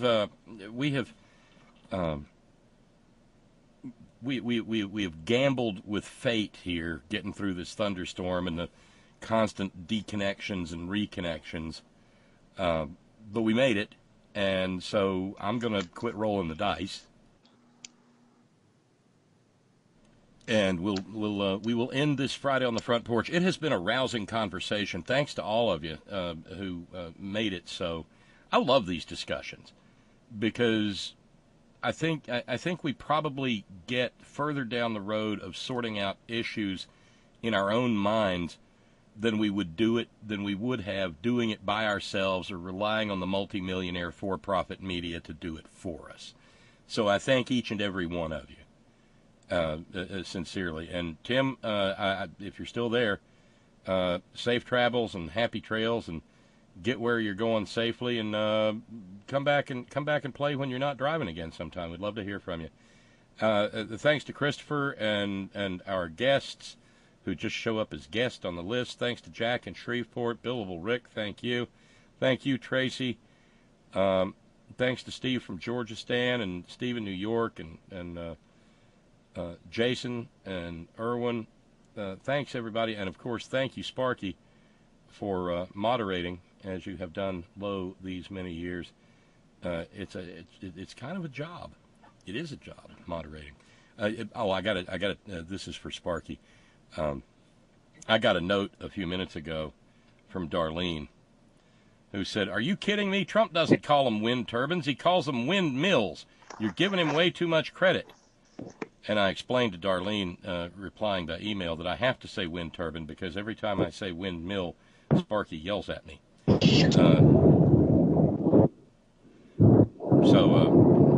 Yeah. But he does. He calls them windmills. Speaking of wind, Tim is trying to say something, I think. Well, I just had to mute him for a minute. I was trying to... Yeah, see, that's what I was saying about gambling, because there was just a big flash of lightning, and I lost everybody. You guys have a wonderful weekend. Back for Moran Monday, and I'm sure they'll be stacking up like cordwood by no later than Saturday, because any time that Republican men start talking about the workings of women's bodies, it's gonna, there's gonna be some morality involved by the bushel bucketfuls. Reminded me of the 2015 story of the Republican legislator in Idaho, who, no kidding, asked a physician testifying before the Idaho legislature whether a woman could get a gynecological exam by swallowing a tiny camera pill. And she had to explain to him that no, the digestive tract does not lead to the vagina. Oh, God. Thanks again. Thanks to all of you who keep this program on the air month in and month out. Thank you to all of you who share your precious finite time engaging in these discussions. Thank you to our all-volunteer staff. Thank you, Sparky and Steve in the chat room. Thanks, Sparky, in the Extraordinary Ordinary Roundtable in the old holler tree we sublet from the Keebler Elves. Thank you to Brother Deacon Asa, headon.live. Thanks to our news ninjas. Thank you, John Fox in Australia. Thank you, Ben Birch, whiterosesociety.org. Thanks to the hardest-working, bravest people I know, the men and women of Cold River Mountain Watch, CRMW.net, 20 years at the forefront of the struggle for human rights and environmental justice in Appalachia. And always, always, always, Gina, it's all for you. Have a great weekend, everybody. Later.